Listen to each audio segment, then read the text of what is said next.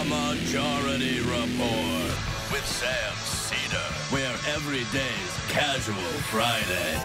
That means Monday is Casual Monday, Tuesday, Casual Tuesday, Wednesday, Casual Hump Day, Thursday, Casual Thurs, that's what we call it, and Friday, Casual Shabbat. The Majority Report with Sam Seder.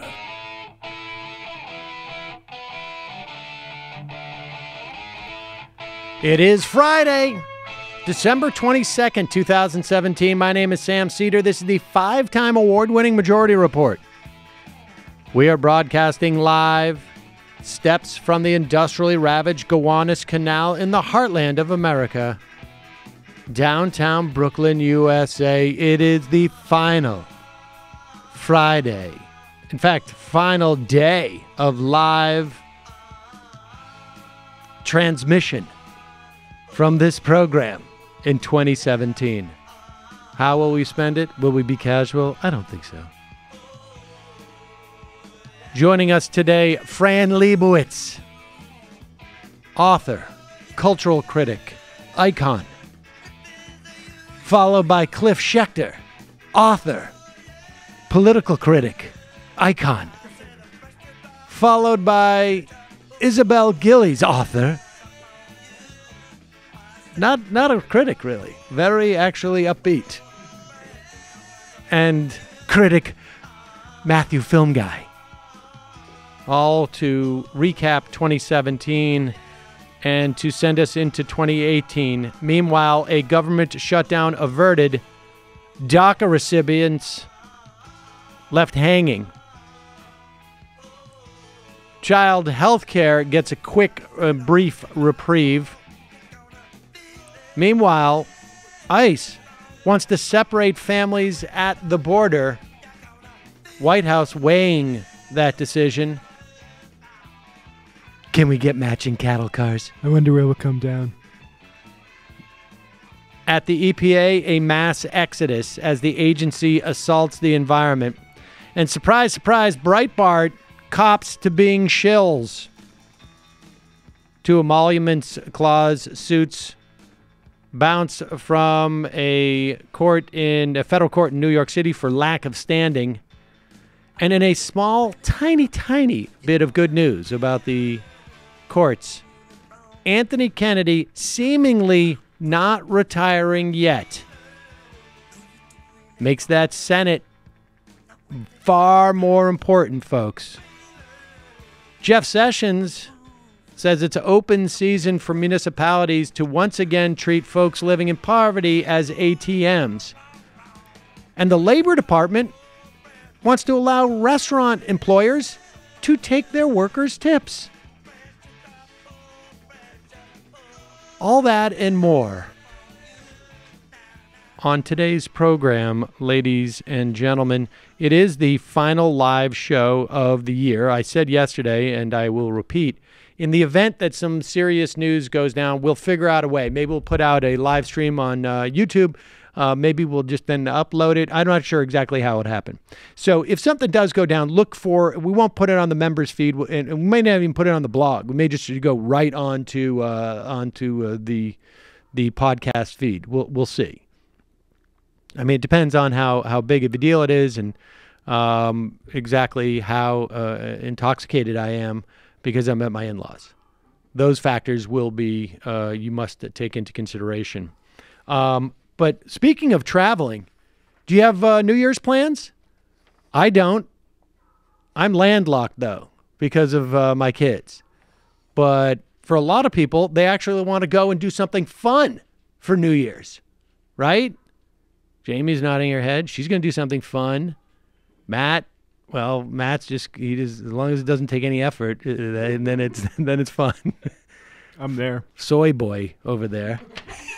Granola boy. Can I just say, I just found this out that Matt has been in a Twitter war with the Minneapolis 5th District Republican...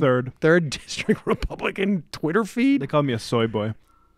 I don't know what that's about. But them's fighting words. Look, whether you're looking for a cabin to get away on New Year's Eve or you're planning your next beach vacation, in Hawaii or that vacation in Europe even. I'll tell you something. When my sister lived in Italy, she rented like an apartment for a week or two outside of Venice, and it was fantastic. That's the only way to go, because then you can actually you don't have to eat every meal out. You just pick and choose, and the food is great because you still it's a much better way to do this. Vacation rentals, they offer flexibility, perks and amenities that hotels don't, like multiple bedrooms, backyards. This place that we rented, we overlooked a huge trellis of Concord grapes, and it dawned on me, why can't I do a trellis? And then I did. You get free Wi-Fi at these places, stocked kitchens. With tripping.com, one search lets you filter, compare, and sort over 10 million available properties on trusted sites like VRBO or TripAdvisor, Booking.com, and more. All of them. You don't wonder if you're getting the best deal. You'll save an average of 18% per night by booking your vacation with tripping.com. So don't forget, if you want to save time and money while booking the perfect vacation rental for your next trip, head to tripping.com/majority today. Check it out. Just go check it out. Even if you're not looking for a place, go check it out so you got it in your browser so you know it's there if you take a trip. It's tripping, tripping.com/majority. Tripping.com/majority. Now, I think the kids might say, speaking of tripping, here is Ivanka Trump, who is on Fox and Friends, who has been sent out. Now, you always wonder, now, with the total awareness that Donald Trump is watching Fox and Friends on a regular, determined basis, if she's not going on there in some way to ingratiate herself with her dad or to make her dad feel good, or this is like a stocking stuffer. She apparently was one of the big pushers of the tax deal. And also, equally as apparent, she has no idea what it is. Here she is on Fox and Friends. It was a special day in the White House. You know what happens when you do a good job at your job? Your dad's going to be gassing up the airplane and sending you all over the country for for future legislation. Congratulations. It is my greatest pleasure, and I'm really looking forward to doing a lot of traveling in April when people realize the effect that this has, both on the process of filling out their taxes. The vast majority will be doing so on a single postcard, but also having experienced the relief that will be starting as early as February. So then it will be a real privilege to show not only what the companies are doing, but the personal impact that it's going to have to so many people across this country. And if that's the case. Now, there's a couple of things. One, it's pretty clear we didn't make that postcard thing. But more importantly, the way a tax deal works is it applies to the year that's coming up. So it will apply to 2018. And the way taxes are filed, and maybe Ivanka doesn't know this, but you actually file your taxes the year following. So in other words, that postcard, if it is even if you imagine it's going to be on a postcard, that's not going to show up until April 2019. So, that's just a small detail that that you file your taxes in April for the year prior. Maybe she didn't pick up on that, but I'm quite sure the jet's going to be fired up and fueled up, and she's going to be flying around anyways. Yeah. Everyone says she's the smartest Trump, and I think she probably is because that's a low bar, but she doesn't know everything, apparently. She responded to this criticism. Okay, and so somebody tweeted at her and said, actually, Ivanka Trump, in April 2018, people were doing their 2017 taxes based on the current law. And she goes, correct!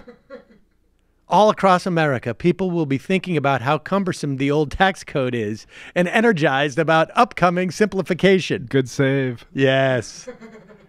So she's going to fly around and see people very excited about next year's filing. And now, theoretically, I guess people, if they also are going to be looking forward to these type of things, people could also be saying, oh, I overshot 2018 and went to 2025 where all of these tax breaks that I'm supposedly getting are actually rescinded, but all the corporate ones stay intact. One of the big winners, apparently, in the tax deal, just one, is... are the nation's biggest banks. Because, It's good for them to get a W every once in a while. The idea that you could go for more than a matter of months without the U.S. government in some way subsidizing the biggest banks in the country is just, I think, too frightening of a prospect for everyone. That's the problem. 7 of the country's biggest banks will save between $700 million and $3.7 billion next year due to corporate tax rate reduction. This is according to Goldman Sachs' calculations. Bank of America, $3.5 billion in savings. Citigroup, $1.4 billion. J.P. Morgan, $3.3 billion. Morgan Stanley, $833 million. Wells Fargo. You remember Wells Fargo. They're that company that would actually had like a systemic process of committing fraud against their own clients. They're only getting $3.7 billion. PNC, a measly $700 million. U.S. Bank Corp, $766 million. And Goldman Sachs doesn't even include their own expected savings, though it could be up to $1.6 billion based on their revenue in 2016. Remember how he was not going to be... you remember all those speeches that Hillary gave. Wells Fargo, however, announced it's going to be raising its minimum age to $15 an hour. That's $1.50 more for people. They're job creators. They're job creators, yes. Now, of course, they're not getting this money for a year, so somehow they already found it. Amazing about that. Business confidence. Yeah, finally have a confident outlook. I just want to say, well, first of all, I want to say one word about a longtime listener of this program, Tony D. She was a big presence on our old blog back in the day, the old blog, the super old blog back during the radio days. I just want to thank her for her contributions. She's very ill, and hopefully she will have the opportunity to hear this and know that that we all appreciate all the emails she sent over the years and the contributions she made on the blog. You made it a better place. And, we'll have time for this at the end of the program, but I just wanted to say thank you again to all of our listeners, to all of our members, for all the tremendous support that you've given this show, not just in the past couple of weeks when we were dealing with that Mike Cernovich thing, but just across the board. I am so thankful for the opportunity to be able to do this show and to have an audience that that shows their appreciation for it in a myriad of ways. It makes me feel good about, doing this with my time. And I want to thank also our crew, everybody except for Michael. He's not here, so I don't have to thank him. He'll be here later. But Matt, obviously, super producer Matt Leck, thank you for everything over the past couple of years. And our great 2 new additions. It feels like you guys have been here for years now, but it's only been a couple of months, right? It's only been a couple of months. But Jamie and Brendan, I get nothing but accolades for my hiring abilities. It's great. It's the best. We've set records. All right. We're going to take a quick break. When we come back, Fran Lebowitz.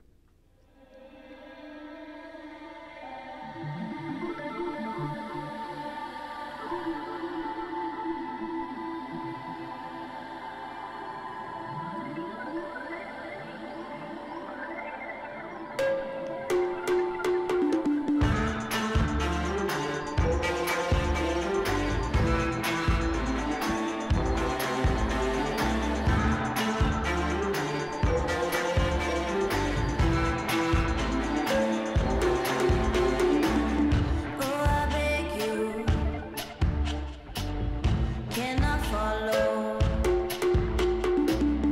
Oh, I ask you, wanna always be the ocean where I unravel. Be my only. We are back. Sam Seder on the Majority Report on the phone. It is always a great pleasure and honor to welcome our next guest to the program. She is an author, a social critic, author of several books, The Metropolitan Life, Social Studies, and more. Fran Lebowitz, welcome back to the program. Thank you. Now, the last time we spoke was, if I remember correctly, I'm sure you don't remember, but for me, I got to tell you, it's a very big deal, but was back in 2011. At the time, I think it was the people were being either evacuated from, or I shouldn't say, pushed out of Zuccotti Park during the occupation, I guess, and at that time, you were not so optimistic about what was going into our society. Has that improved in any way? Let me assure you, 2011 seems like a paradise lost to me, and I'm sure not just to me. Indeed. I mean, I have friends who say George Bush wasn't that bad. Now, I don't agree with them. You know, he was horrible. You know, and I think it's really a big mistake to let Trump be any kind of a standard. You know, any kind of a standard. You know, even to make, George Bush look good. George Bush was a really dreadful president, without whom we would not have had Donald Trump, I'd like to point out. Things are, yes, even I could not have imagined this. It's pretty bad. And one of the things that you said to me back at that, during that interview was that as you looked back on the Bush v. Gore decision, which you found shocking, and I have to say I also found shocking, and my audience is well aware of that. But you were surprised that there was not people in the streets, and that and I wonder, we just have passed this tax deal, which is a huge giveaway to the richest amongst us. I mean, not even amongst us, right? They transcend us now because they're so wealthy. But there doesn't seem to have been much of a peep about it. Well, the problem is the people have to be in the street in Washington. That's what I believe.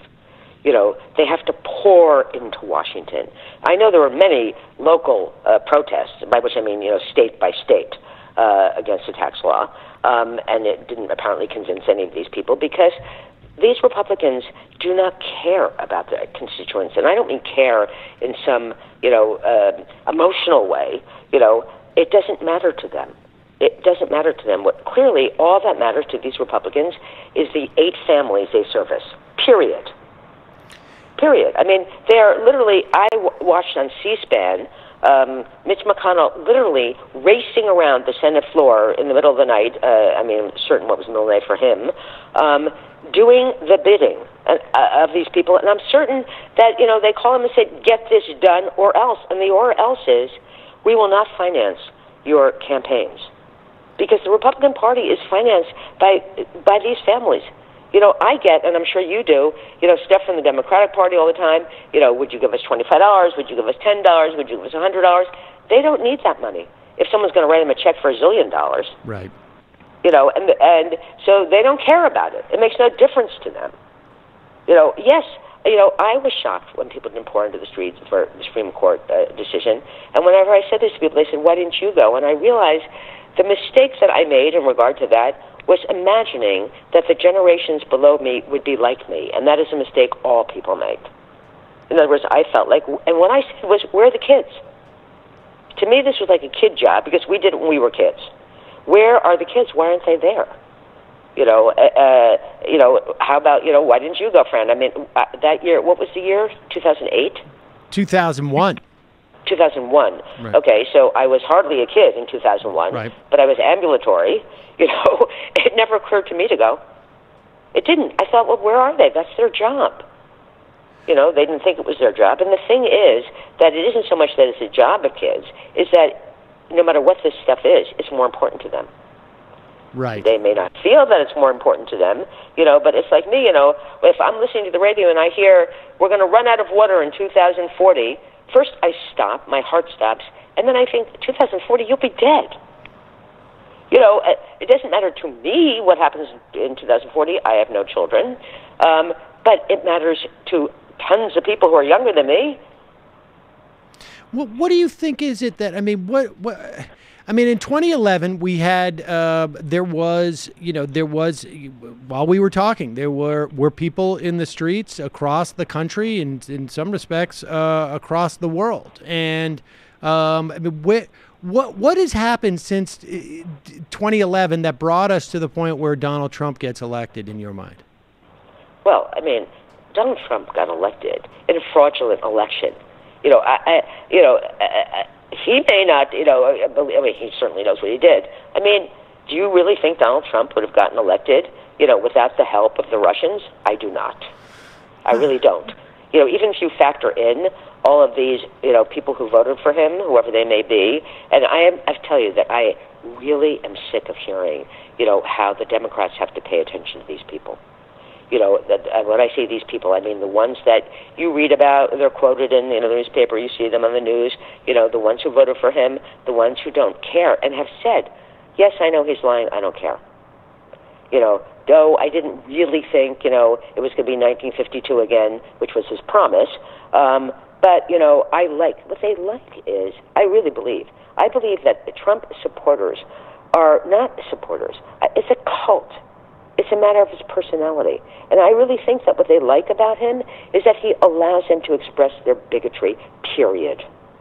That's what I think. Now, do you think, there are voters on the margins? Trump, broadly speaking, the people who voted for Trump are also the people who, broadly speaking, voted for Mitt Romney. Now, there was a significant, Obama to Trump a group of people.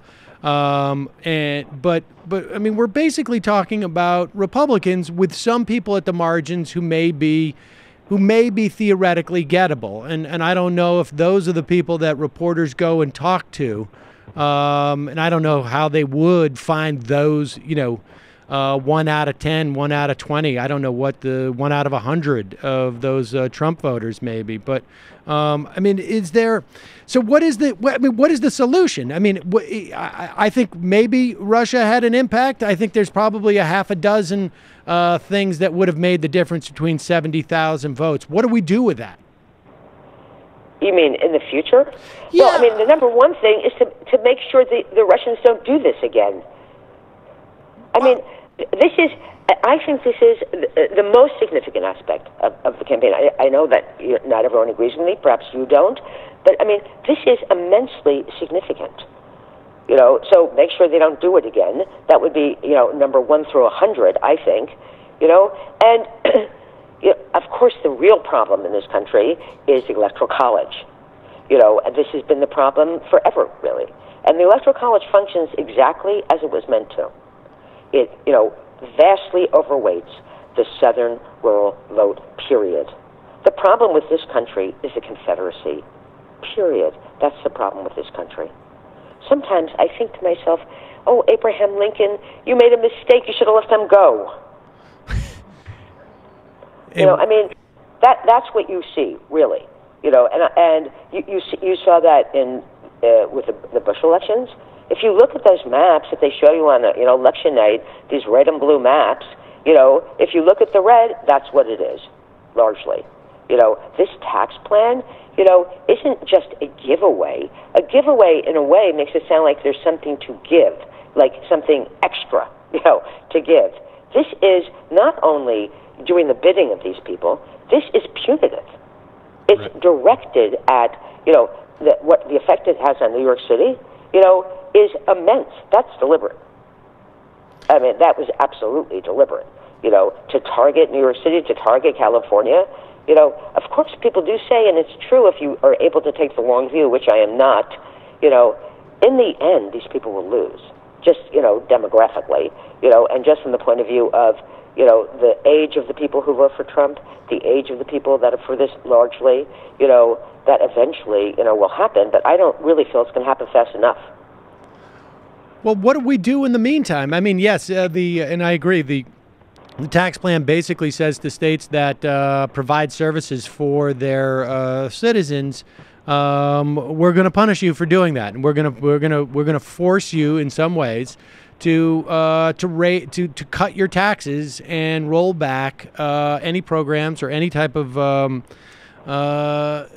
services you provide for your citizens. But what do we do in the meantime? I mean, if it is the case that Russia in some way pushed Trump over the top, why was it so close? I mean, I guess I'm curious your perspective is, if I had told you Donald Trump in 2014 was going to win the election, I would imagine you would have said, no way. I spent the entire year before the election going around the country reassuring people, don't be ridiculous. It's out of the question. Okay, so it's the wrongest I've ever been, and I mean, beyond, up until the last second, I couldn't believe it. And that is partially, because, and maybe wholly, that people in New York knew Donald Trump for the cheap hustler he is. And it truthfully never occurred to me. To me, it seemed not like a joke in the sense that it was amusing, but like a joke in the sense that it was out of the question. Out of the question. But, I have a friend who kept saying to me, you could be wrong about Donald Trump. You don't understand the country because you don't watch reality television. And I thought that was ludicrous. I had never seen that TV show. I've heard of it, of course, but I've never seen it. It never occurred to me that anyone even thought Donald Trump was rich. No one in New York thought he was rich. And when I say rich, I don't mean compared to me, I mean compared to rich people. And certainly, I'm certain we'll never find this out, but I guarantee you he is a lot richer now than he was when he took that office. Right. In a certain way, I believe that his entire reason for wanting to be the president was to loot the country and the world. It's like having Imelda Marcos be the president. Well, I think we really saw that. I mean, this tax deal, I think, is it is amazing to look at a graph and see what profession, or I should say not profession, what industry is going to benefit the most from this, and it is by far real estate. Maybe just a total coincidence, but I mean, what does that say? He's not even in the real estate business. That's my point. My point, he's in the scam business. He's like those old three-card Monte dealers that you saw in Times Square. Yes. The people who are the people in New York who are in the real estate business wouldn't give him the time of day. And believe me, as you know, this is not the most sterling group of people who ever lived. I mean, he's a scam artist. Mitt Romney was right about that. I mean, Mitt Romney, when he said, he's a scam artist, or however he put it, that is correct. That is absolutely correct. But it is money that got him involved with the Russians. That's why he was involved with the Russians. Right. It's not that I think that, I don't think he has any politics at all. I don't think politics make any difference to him. I don't even think he knows what it means. That's who would lend him money. And that's why they lent him the money. No one else would lend him money. But I think that's what it's about. But what does it say about the country, though? I mean, you it caught you by surprise. Has it changed your perception of the country, or was it just a notion that they didn't understand who he was? I mean, it wasn't like he was putting on some type of veneer, or was it a function of the veneer he was putting on is that I'm super wealthy, and that basically gets you a vote? No, I think that certain things that he does are absolutely false. His love of the military, which goes a long way with a lot of these people because many of these people serve in the military or their families do. So he adores the military, yet, as you know, he did not serve. Right. Okay? He did not serve because he had a heel spur.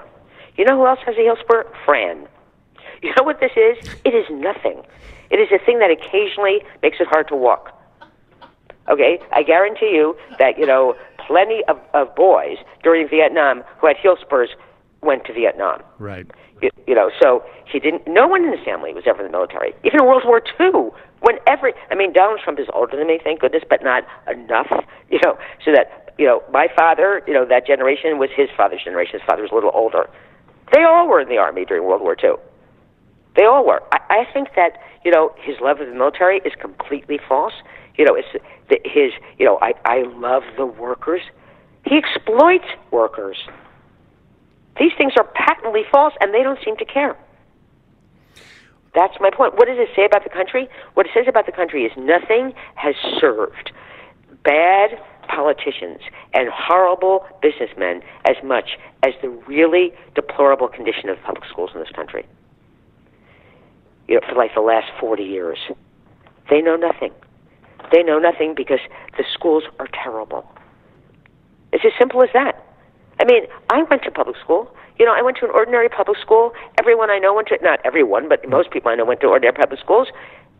We knew more by the age of 7 than these people know, and that's because they taught it to you in school.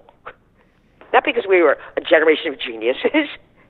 These things are teachable, but you have to teach them. That's what I think is wrong with the country, but I'm not going to pretend that I care. In other words, I do not care about people who are so reckless. I don't. They don't seem to understand at all what's happening.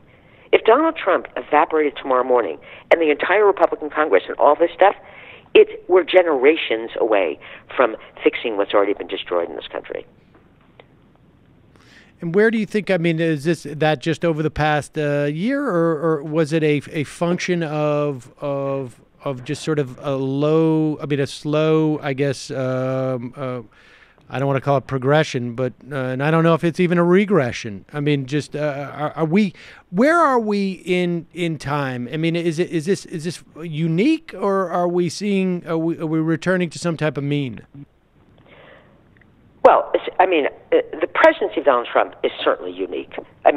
Certainly. It's not that we haven't had horrible presidents, but we've had many in my lifetime.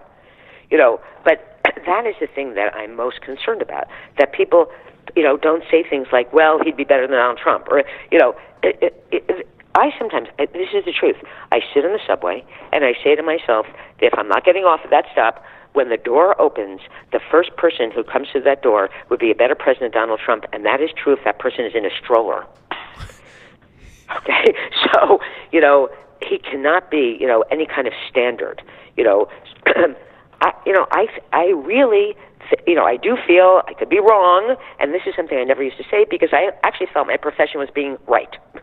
So I do feel that, when the Democrats get back in power, which is not impossible to happen in the midterms, they will right some of these wrongs, but what they will not be able to do will be able to erase in people's memories this thing that happened. And this newfound power, of these bigots. Truthfully, when Trump was running and I saw those rallies, I said to everyone, these are George Wallace rallies. So if you're not old enough to remember George Wallace, you don't remember George Wallace. But to me, they were like Klan rallies. I truly think that the largest percentage of his appeal is racism, pure and simple. I do. That's what all that enthusiasm is. That it's almost like seeing a crowd at a horrible sporting event. But Ronald Reagan, who everyone now adores and quotes, including Democrats, without Ronald Reagan, you would have had any of this. Right. Ronald Reagan taught the country to hate government and to not even know what government is.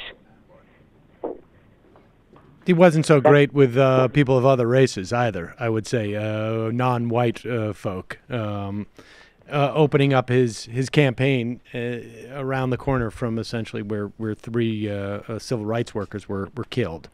Yes, or George Bush Sr., I can't think of all his initials anymore, but, not the last George Bush, the previous George Bush. Right. Those Willie Horton ads. Yep. But the problem is that even people who were alive then don't remember anything.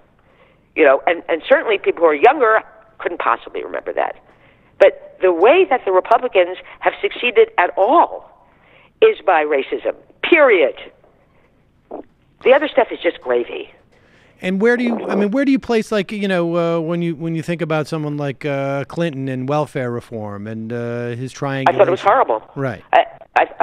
Look, I didn't like Bill Clinton because he was way to the right of me.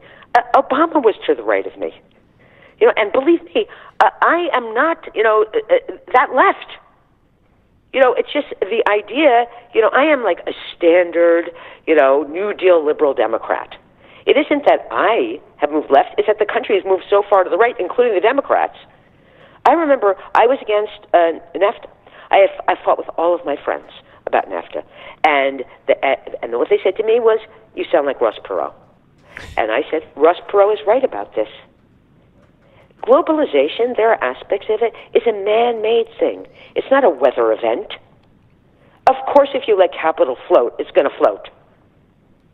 Of course, if you can pay people 15 cents an hour instead of $15 an hour, of course they're going to do that. This unfettered capitalism is the cause of this. There's no reason for this. They never expected to get this. I mean, even this tax bill, I'm sure it's more than they imagined in their wildest dreams. I think they're flummoxed by it on some level. I really do think that they're sort of shocked. Like, wow, we got all this, and and Anwar on the top of it. It's sort of like this weird cherry on their sundae. But right, and people are losing their health care. People apparently he signed this morning, this bill, which, according to everything I've read, instantaneously 13 million people lose their health care. I really think it would be great if someone would get up, some politician, and say, we should stop talking about health insurance. No one wants health insurance. People want health care. Insurance is a business. No one wants car insurance. People want a car. Right. There's, what's now called single-payer health insurance. That is so clearly the right thing to do that it's astonishing that we don't do that. You spoke when we spoke last time about the complete lack of class consciousness. Will you talk a little bit about that too? What is that a product of? And was there an era when there was more class consciousness in this country? What's happened in this country is that they substituted race for class. That's not the only thing, but that's one of the things. In other words, when politicians in the last 40 years have talked about the middle class, in Western Europe, for instance, those people they were talking about were the working class. We never had a working class here. We just don't have it. We're America, we don't have a working class. We have poor people, we have middle class, and then we have, some rich people. Everyone almost in the country thinks they're middle class. And this would be true, say, of when there were factory jobs, factory workers. But in other countries, factory workers were considered working class. And the only reason that is better, is because it first of all has the word working in it, I'm sorry. And second of all, makes people like that have a consciousness that the people in control of things are not their friends. They're not their buddies. So that, the lack of unions in this country now, that is the problem. That's one of the big problems. I am not at all a young person, but I'm not 1,000 years old. And I grew up being taught absolutely never cross a picket line. And I never did. When there were picket lines, I never did. On the other hand, the people who are younger don't even know what that is. Right. That's very important. It's very important to know that. It's very important to understand what that means. I once got into, I wouldn't say an argument, but a disagreement with a doorman who was going to vote for Bush because he didn't like John Kerry. I don't like him, he said. I said, that doesn't matter. You don't have to like him. Don't worry, he's not going to call you. It's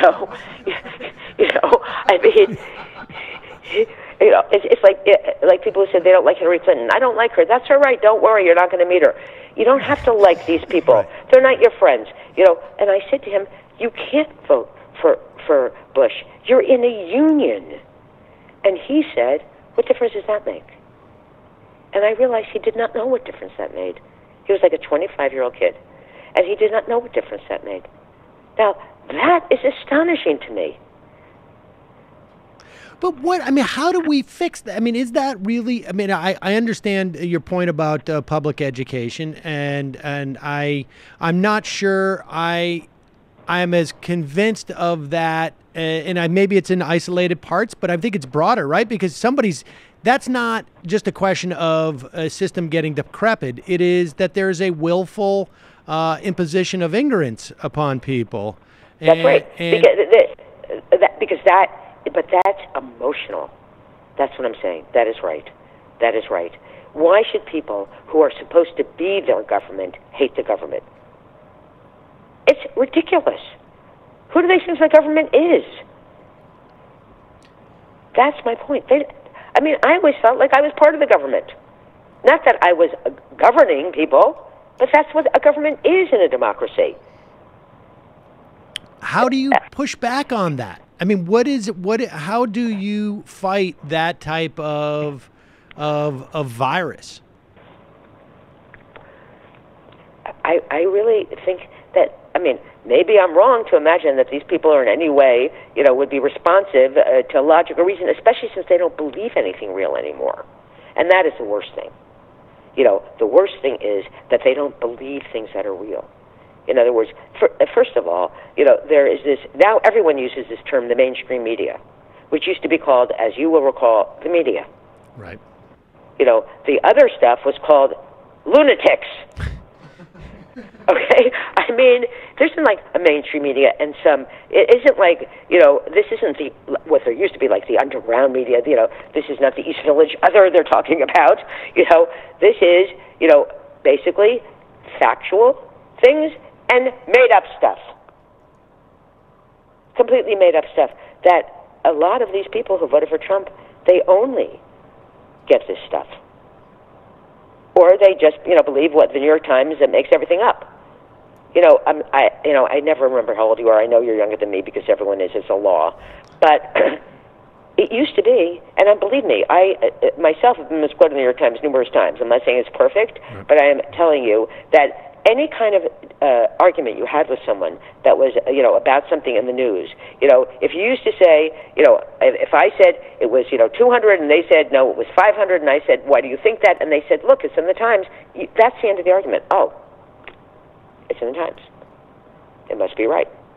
They were not always right, but they were mostly right about things like that. You trusted them to be right. The distrust of the media is really dangerous. It's really dangerous. Is this tied in? And one of the things we had talked about in 2011 was essentially the degradation of the so-called professions, right?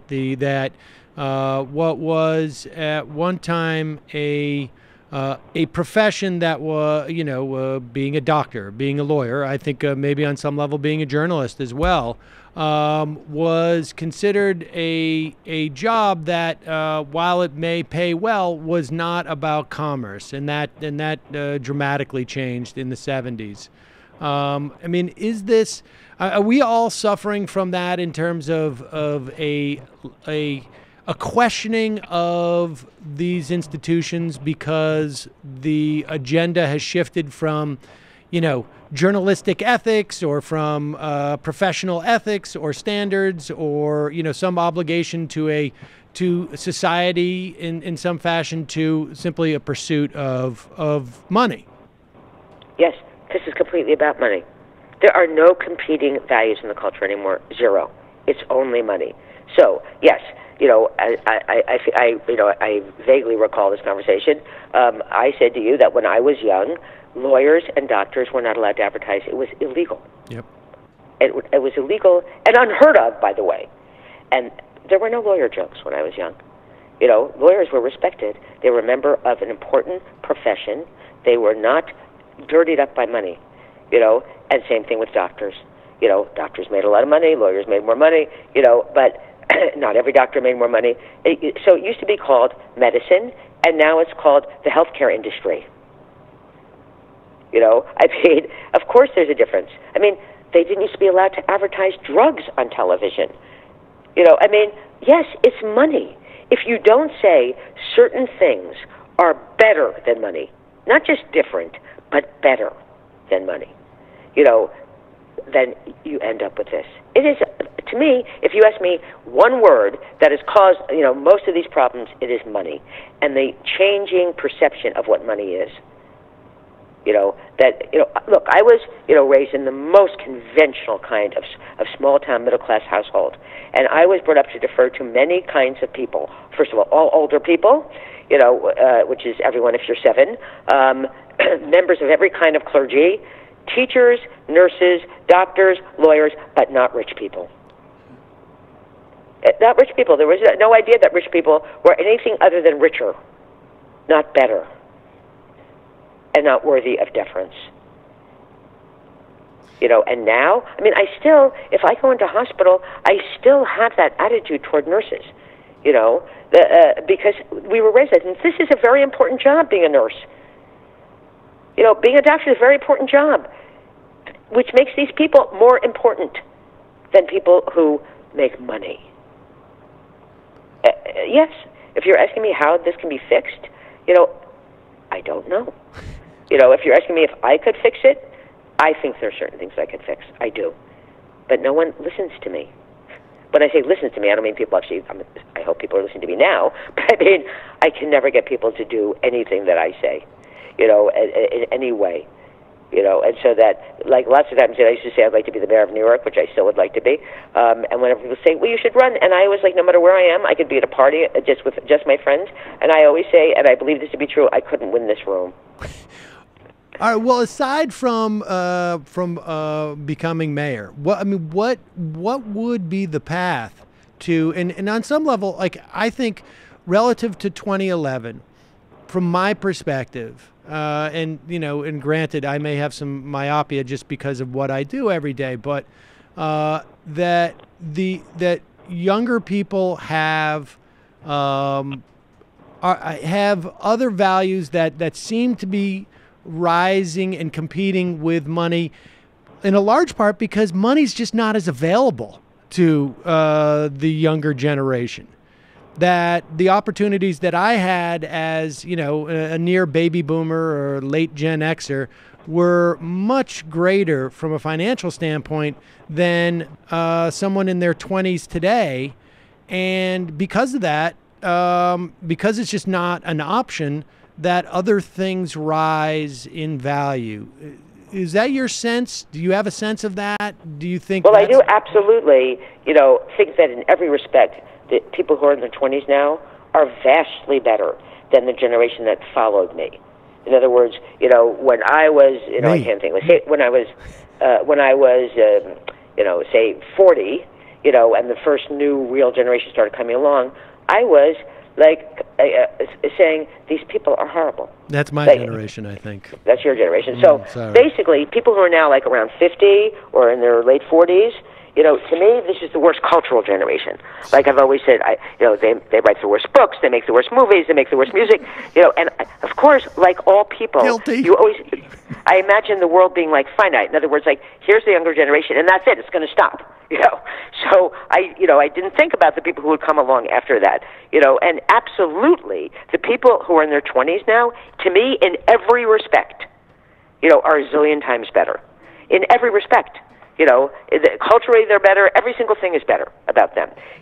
What is worse about them, is not about them, but truthfully, they have really, I would not say a brilliant future ahead of them unless they make it.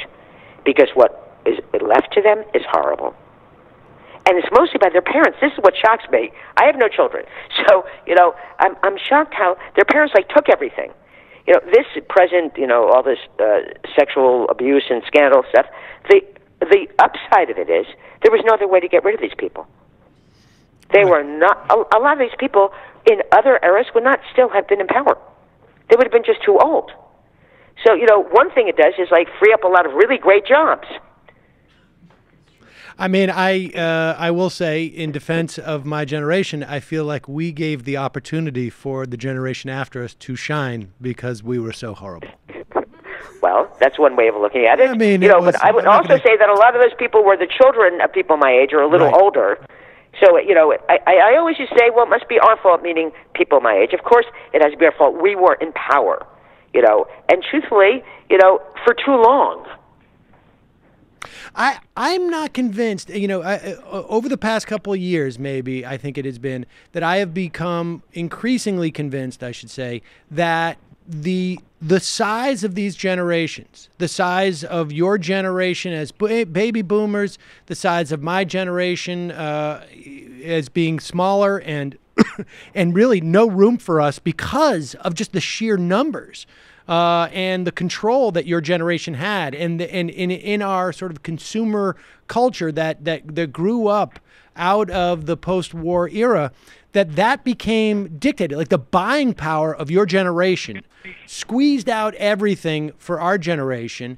And because ours was smaller and ours is sort of skipped in terms of having that control over our culture, that the people in their 20s now are going to have more opportunities to define what our society is like. And I'm becoming more convinced that it's just a function of the size of these generations.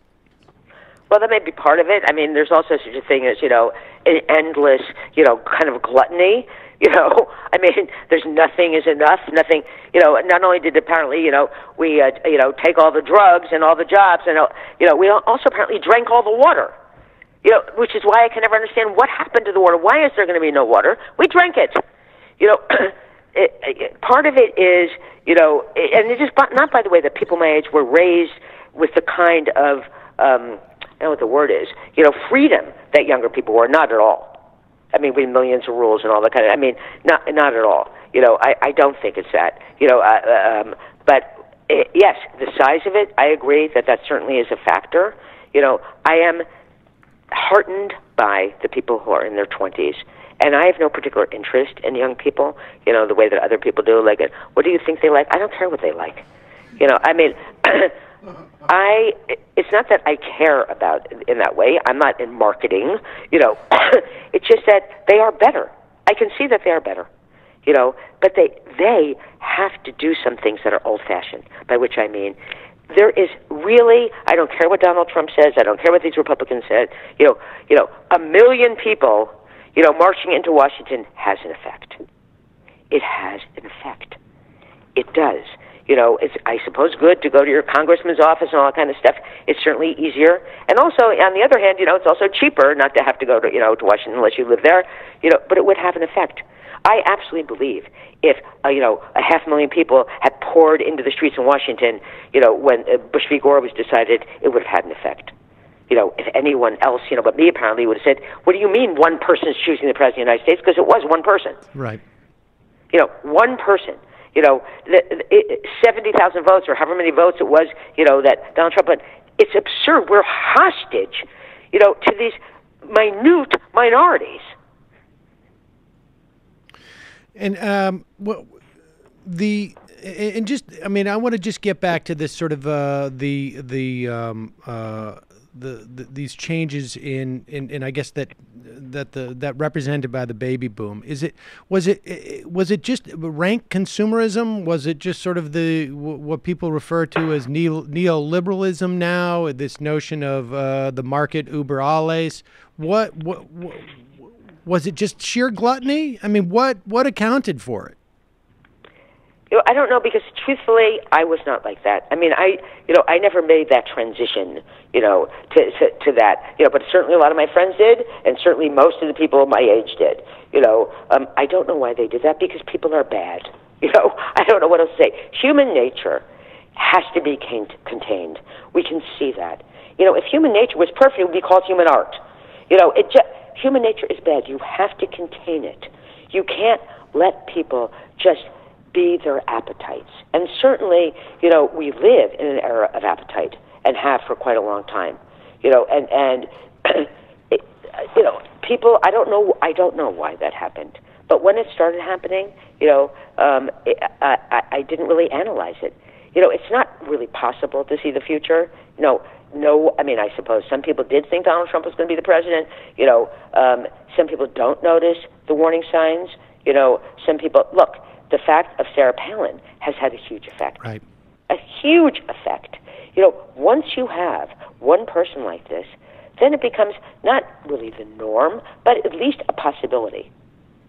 You know, this is why I have to tell you something, that when John McCain voted against the the health care bill or whatever it was called, the lack of health care bill, I was glad he did it, but I have zero respect for John McCain.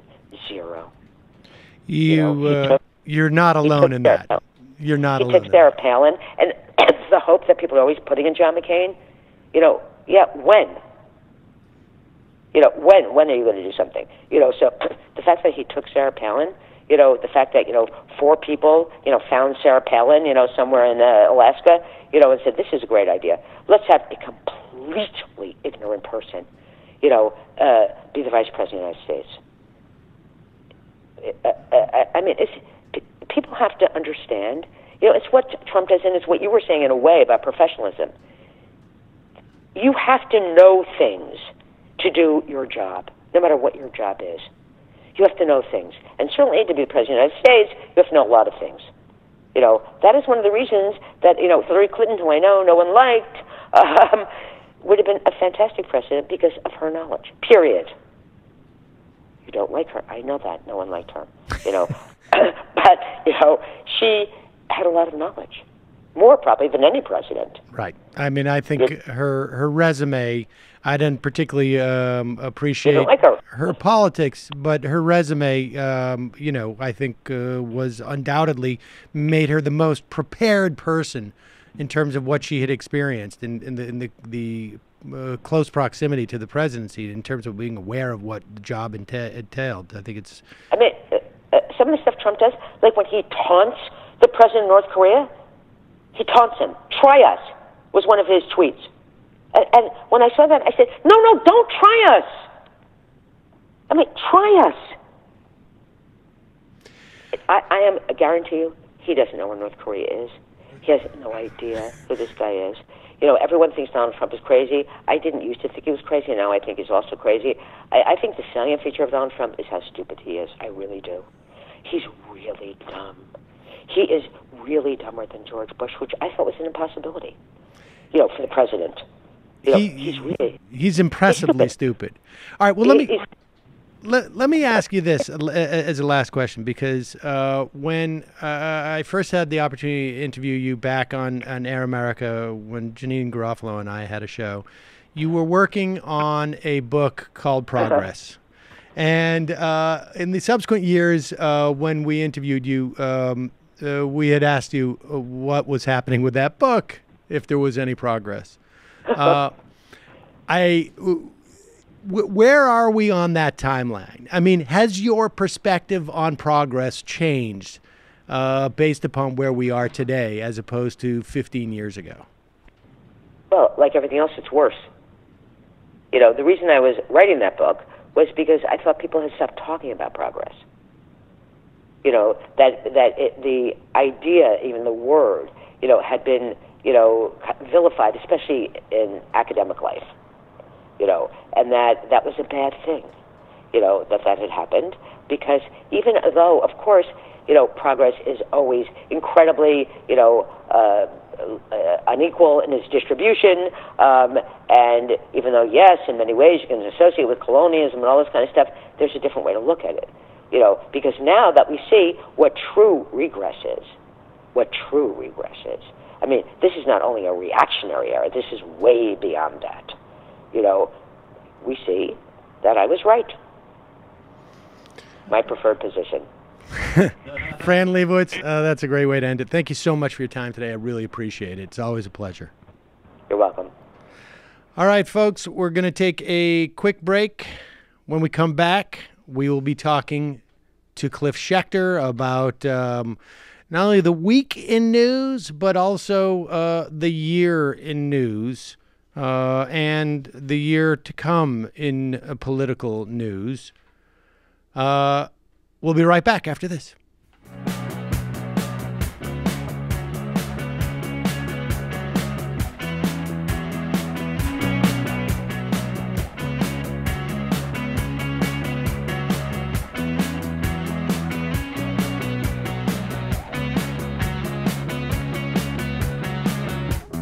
Follow my lights, follow my lead.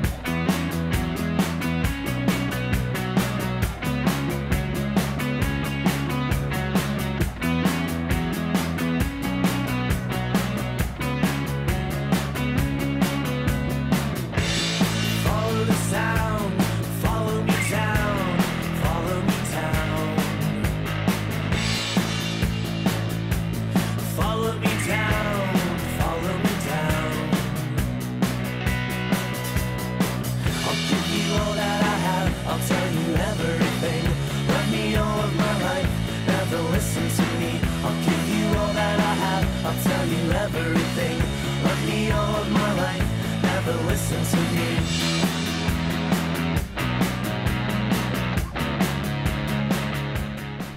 We are back. Sam Seder on the Majority Report. Ladies and gentlemen, you know, one of the traditions, you move from 2017, you move to 2018, time marches on, but there's a thing called tradition, ladies and gentlemen. Tradition. Yes, and here is one of our Friday traditions. Cliff Schecter, Lebowitz LLC. New media, public relations, and strategy. You want any of these services, you know who you gotta see. Cliff Schecter, Lebowitz LLC. Hello, Cliff Schecter. How are you? I'm doing well, Sam. Who knew you were such a traditionalist? Yes, there you go. We can put his high end back up. Cliff, so it is the final show of 2017, the final live show, I should say. And wow. Yes, and what a year of Trump. Do you have the list somewhere of all the wonderful things he said this year? I don't have the list of all the things he said, but I do have a really, really disturbing list of all the things that he and his administration has done. And that's a pretty good list too. You know, I think it's really actually horrible. Much of it, I think, you know, is stuff that theoretically we could reverse. But let's talk about this tax cut. I mean, this theoretically... You mean tax bill that won't cut? Well, yeah. I mean, give me your assessment of it, because there are tax cuts for people in the, there are tax cuts theoretically for most Americans, but a vast majority of those people will see their tax cuts end within anywhere like 5 to 6 years.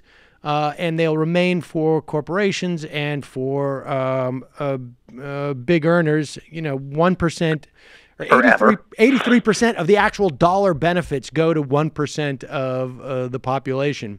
But give me your assessment of how this is going to work, because one thing I've heard, and I think David Dayen brought this up earlier in the week, that people will see a little bit more in their paycheck.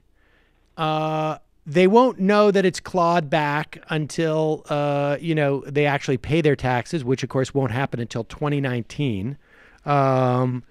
This is going to make people feel better, and they'll vote for Donald Trump, or I should say the Republicans. Do you buy that? Not really. I think there'll be people that are sort of predisposed to like Trump already, and they'll be like, hey, look, and maybe they're leaning Trump. But you're right. There are tax cuts provided for a lot of, probably for most people for the first at least year or two out. But that's not balanced against all the other, the things that are going to hurt a lot of people in a lot of places. And so, just a classic example, obviously, and the limited ability to, the high state and local taxes in places like New York and California, where they're going to be hurting sort of suburban voters by getting rid of these write-offs. There are people who have homes that, for a lot of people, sound like they're kind of upper middle class to upper class, but they're not in these places. You know what I mean? Because housing is so expensive, and so these are people when it comes to either property taxes, which is a part of this equation, that is being limited. These are people that are paying state and local taxes. They're going to look at that, and so they're going to get hit from a number of areas. And in the end, their taxes, for a lot of them, are probably going to go up. This thing targets blue states, which is fine if you're Donald Trump and, from a political perspective, and you don't need to win those states. But there's like 14 Republican members of Congress, at least 12 of whom are potentially vulnerable in California. There's a whole bunch in New Jersey and in New York. There are some in Illinois, and I know we can go over this later, because we were going to talk about some of the polling, the public policy polling. Right. But right now the numbers are showing these people, a lot of them are screwed. Times change. It's early. We've got a year to go. God help us. We could be at war with North Korea. We could have all sorts of things can happen. that change narratives. It's sort of like somebody tells you a check is coming until it's actually in the bank. It's not in the bank. But I would say if you look at those numbers right now, you see this in articles written in Politico, New York Times. Republicans insiders are scared, and they're even talking about the 50-50 chance of losing the Senate, which nobody even thought would be a discussion at this point in time. But between Nevada and Arizona, and now Phil Bredesen, the former governor of Tennessee, is actually jumped into that open where Bob Corker is retiring, jumped into that race and is up against Marsha Black by about 5-6 points right now. I mean, there's a lot of stuff out there which has happened in Alabama to scare them. So, I don't think this is going to redound to their benefit among people that might be undecided. It might keep, there's the tribalists that will be with them no matter what they do. And then there's some other people that, especially the very, very wealthy, that I think will be there because they'll benefit hugely in the income taxes, corporate taxes. But I think a lot of middle and upper middle class people that live in suburbs of major cities on the coasts in Illinois, some other places, are going to get screwed. And I don't think that's going to work out to their benefit, Republican benefit. I mean, there's a lot of arguments, and I guess it's going to be interesting to see if people even notice. I mean, there's data that suggests that when Obama had a tax cut, even when George Bush sent us all those checks. You remember that check that we got? Yep. I can't remember what it was for, like, from George W. Bush, just to you personally. $230 or $320. I can't remember how much it was, but he sent literally a check to everybody. It was a stimulus, and maybe it was in 2003. I feel like it was something like that. Yeah, he was preparing for re-election, I believe. There's data that suggests that even in that instance, people weren't too moved by it. But particularly when you get, $10, $20, $30 more in your paycheck a month, you may not notice it in a dramatic fashion. I mean, it cuts both ways. But I also wonder if even if people did notice, if it would make a difference. I mean, in other words, that if, there is what seems to be driving the votes against Republicans right now seems to be divorced from the economy, from the economy, and in unemployment's low, the stock market's doing well, and I know that disproportionately affects people that are upper middle class, but there still are a lot of middle class people who have 501ks and 401ks and other things in the market, and so it's also about consumer confidence, which is high. I mean, it is divorced from that because it's daily tirades from this guy on Twitter, which end up becoming news stories, which people don't find to be below the level of what a president should be. There's all the Russia stuff floating around out there.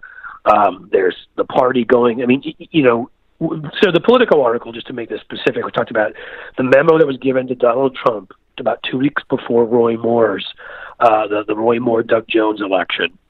Was the Republican Party among women is cratering. We're losing Republican women in the suburbs. We're losing independent women.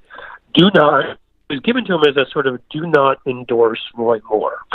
Right. Because women aren't going to like it when you're saying to them it's okay to molest their 14-year-old teenager. And, of course, Donald Trump, being the genius he is, went ahead and did that and endorsed Roy Moore fully. And so people are sitting here seeing, now the Roy Moore stuff, maybe, it will be gone at some point. People will maybe start to forget. But there's always new things like that with this guy.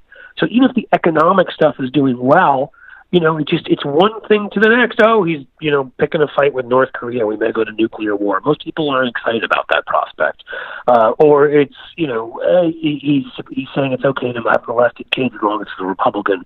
Well, a lot of people that aren't sort of tribalist Republicans who've sort of been Republicans by birth and are kind of center-right Republicans who've probably stuck with the party at least on some level, that's not a reasonable argument, as we saw, because Doug Jones was able to win in Alabama. So I think all that stuff adds up, and I think it will continue to because they can't control this guy. They can't seem to keep him off Twitter. They can't seem to keep him from saying stupid things and picking fights. And his party is all too happy to join in some of the worst legislation. The last thing I'd say quickly is we don't know because they chose to, of course, not have this thing scored. They're hiding, essentially. Like they literally were hiding in corners from the CBO and others because they knew it was going to tell us this thing was going to blow up. deficit and what it was going to do, which they've said is a terrible thing for years now. And so Paul Ryan himself is like, well, we'll see. We don't really know what this thing is going to do. I mean, that's not a campaign commercial. I don't know what the hell it is. They don't know what they have no idea what the damn thing's going to do. I'll just throw out one or two things. Getting rid of the Band-Aid for health care pretty obviously is going to raise the price of health care. So if you're somebody and you're just basing it on your personal situation, and next year, if you don't get it through your employer or whatever, if your health care is more expensive suddenly, if suddenly you're not getting to write off certain things you got to write off for, if you're a teacher, you're not getting to write off supplies. There's a whole lot of people that are going to see some expenses they probably didn't expect. And my guess is, that usually, even if you can't directly tie that to Trump, you tend to blame the people in power for stuff like that. Right. But, we'll see. Well, it's interesting because we're already, I think, starting to hear we're going to have problems with the deficit, and we're spending too much. This is after giving basically billionaires $1.5 trillion worth of tax cuts. But Peterson's back, baby. Yeah, of course. Now we got to cut Social Security and Medicare and Medicaid because it's not like there's ever a revenue side to the equation. To his credit, Chuck Schumer is not using the deficit as the sort of the lead punch here.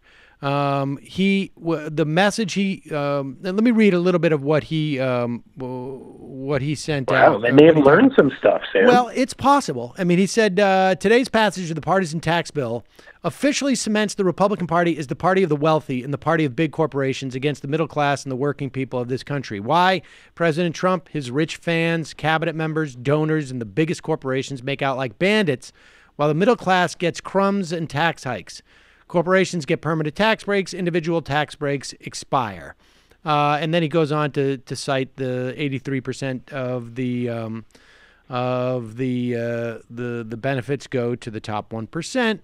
And you see stuff like, and it's interesting to watch all these corporations sort of like getting into the swing of things. It's almost as if they're behaving just like Mike Pence and Ben Carson at the cabinet meeting. We're gonna give $1,000 bonus to everybody in AT&T. Meanwhile, we're going to make how much of that billions of dollars worth of stock buybacks, which are going to push up their own salaries. That is the key, is that the stock buybacks are going to, because who do they answer to these days? They answer to shareholders. The culture, corporate culture, no longer takes into account workers in the community or whatever. It's all about shareholders. And if you make shareholders happy, they come to meetings and say nice things about you.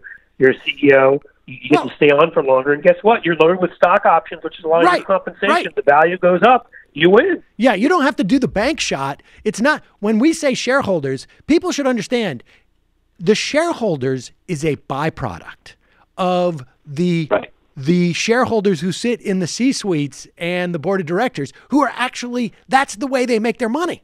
That's like the right. And people don't realize that it's a side bet. It's as if if I did this show just to get Mike Cernovich to go after me, and I made all my money on raising money about Mike Cernovich. You did it though. That huge GoFundMe. Aren't you going on like a big Disney vacation and then out to Hawaii and shit with that? Actually, I'm glad you reminded me of that, because I wanted to make an announcement about where that money's going, but we'll do that afterwards. But can you make an announcement while I'm on so I get to hear too? Well, I can tell you now that a big chunk of it was going to Puerto Rico relief, Hurricane Maria. Good for you, man. We have made a significant contribution to a couple of immigrant rights organizations, including one in the Northwest. Oh wow! So good for you, man. And because I just pulled it out of my where. I didn't even know if that GoFundMe existed anymore. I just no. Well, we shut it down as soon as MSNBC shifted. But we and a chunk of that money is also going to a film that is in production as we speak. That is going to explain exactly the quality of a source that Mike Cernovich is. Oh, that is so awesome. Good for you. Seriously, that's all great stuff. Yes, we may actually start the Center for Source Integrity. I think we were talking about. that it's fully funded. We have one project, that is to put out a documentary about Mike Cernovich. But all right, I look forward to that. But I mean, the point you were making is exactly right, which is, but again, shareholders, these days, when you're making the kind of money some of these CEOs are, a lot of it's in options. A lot of they own lots of shares. They don't even what their salary is a pittance of what they make. So yes, it totally hooks them up. But again, it also makes everybody around them happy with their quote unquote leadership. Right. So it's a great deal all around. And people sort of forget that. This stuff, Nick, I've done work with Nick Hanauer. I think you've probably had him on the show before. And he's talked a lot about this, which is, stock buybacks were considered illegal manipulation pre-1982. That was another gift from the Reagan administration, which was saying, no, that's not manipulation. That's totally cool. So, I mean, that is those are folks who are going to benefit a lot from this. But again, there are a lot of people, and I'm kind of interested to see this, how they react to this. I mean, people are pointing out sort of folks that normally do well on these kinds of things, but we're talking about people who are sort of in the $200,000 to $400,000 range or whatever, who happen to live like in suburbs of the East Coast. They're losing a lot of their deductions, and their marginal rate is going to go from 33 to 35%. And I mean, these are the kinds of sort of doctors, accountants, attorneys who are used to doing well. I think they'll notice. Maybe I'm wrong. They might. They'll notice. And I don't know if they'll end up just going to LLCs. I mean, who knows? At the end of the day, right. Look, the bottom line is, the thing that I think is really clear to me after we see what happened in Alabama and what we saw in Virginia is it is a question of whether or not you can mobilize voters who don't come out in off-year elections, but do come out in presidential elections, and get them to come out and vote. Right. And that's basically that's it. That's the end of the story. I mean, that it's not a question of people defecting as much as it is people staying at home who that's exactly came out with a right. lot more enthusiasm last time. I mean, we are now in an era, and it seems to me, there was a poll that from Pew. About the headline is this: far more Americans say there are strong conflicts between partisans than between other groups in society. So in other words, and the change has been that it's true that Democrats, you don't decide who to marry by race or whatever. You decide who to marry by what political party they're in now. But that Democrats, I mean, there's a lot of studies. Yes, ahead, and that Democrats are starting to are much more likely than Republicans to see strong conflicts between rich, poor, and blacks and whites. They are seeing more that Democrats are starting to see more ongoing conflict. And that is a change that I think augurs well for an energized voting bloc. Because if you see conflict is being waged, that means that you are engaging and you feel that you have more obligation to get involved in that conflict, right? And, that is right. And this is a change. And I think it is indicative of what, like in 2012, okay, among Democrats and lean Democrats, 50% said that there are who saw strong. It was 50% saw strong, 50% saw very strong. You now have 66% of Democrats who see very strong conflict between Democrats and Republicans. And that is the difference. That is what we're seeing that in Democratic leadership. We're seeing that in terms of voter turnout. That's the big difference. That on the broadly speaking left, more people are energized and see a fight that is going on that they didn't see 4 years ago. Well, it's easy to forget because, the Alabama election, let's take that for a second, the perfect one, right? It's easy to forget the kinds of the insane things that went on there, insane in the way of what is so not usual, because people just want to write off, like, oh, well, he's a child molester. What people forget about that whole thing is, first of all, Doug Jones was only down about 10 to 12 points from when the polls started being taken there. And that was before the child molester stuff came out, right? That was, and Roy Moore, I would argue, represents, sadly, the Alabama right pretty well. on his sort of never shutting up about the Ten Commandments and what he said about Muslims and gays. And I mean, sadly, I don't think that's really far off from where the Alabama right is. And so before the child molestation stuff, Hillary lost there by 20.5 points. That's pretty normal. It was one of Trump's biggest states. You already have 18 points or so disappearing from the Republican lead there. All right, when in that polling, and then the molestation charges got it to be a almost even race, and what happened happened. Right. The second thing that people forget is, and I know I'm close on this number. If I don't hit it exactly correct, I apologize. But I think the number, as I remember seeing, was that the African American turnout in that election was 78% of what it was in 2016. I don't know if people get how insane that is.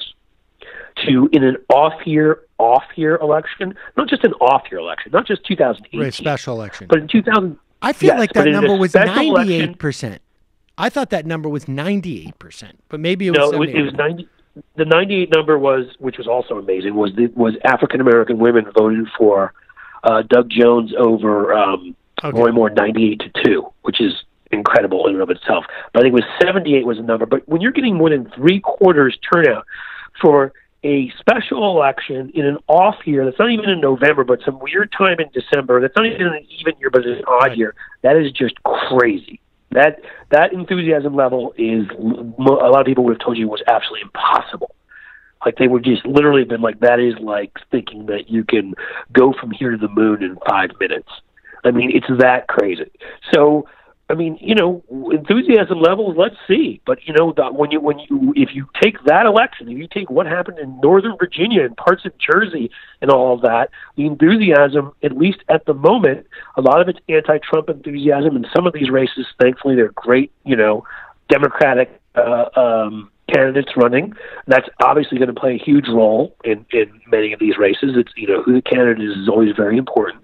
But, the people are enthusiastic because it's like you can't stop being beaten over the head. The fact that Trump refuses to ever not be in the limelight, no matter what it is, means that even people who I think are more low information are just constantly hearing about this guy who is often attacking their beliefs in vicious ways, just day after day after day.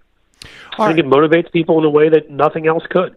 All right, and I think that's why people are talking about the potential for the Senate. And from my perspective, the Senate is the most important thing. I mean, because and I think this has been my understanding, and I saw Chris Hayes tweeted out something to this effect over the past 24 hours that there is a precedent now for, and I should say this, Anthony Kennedy,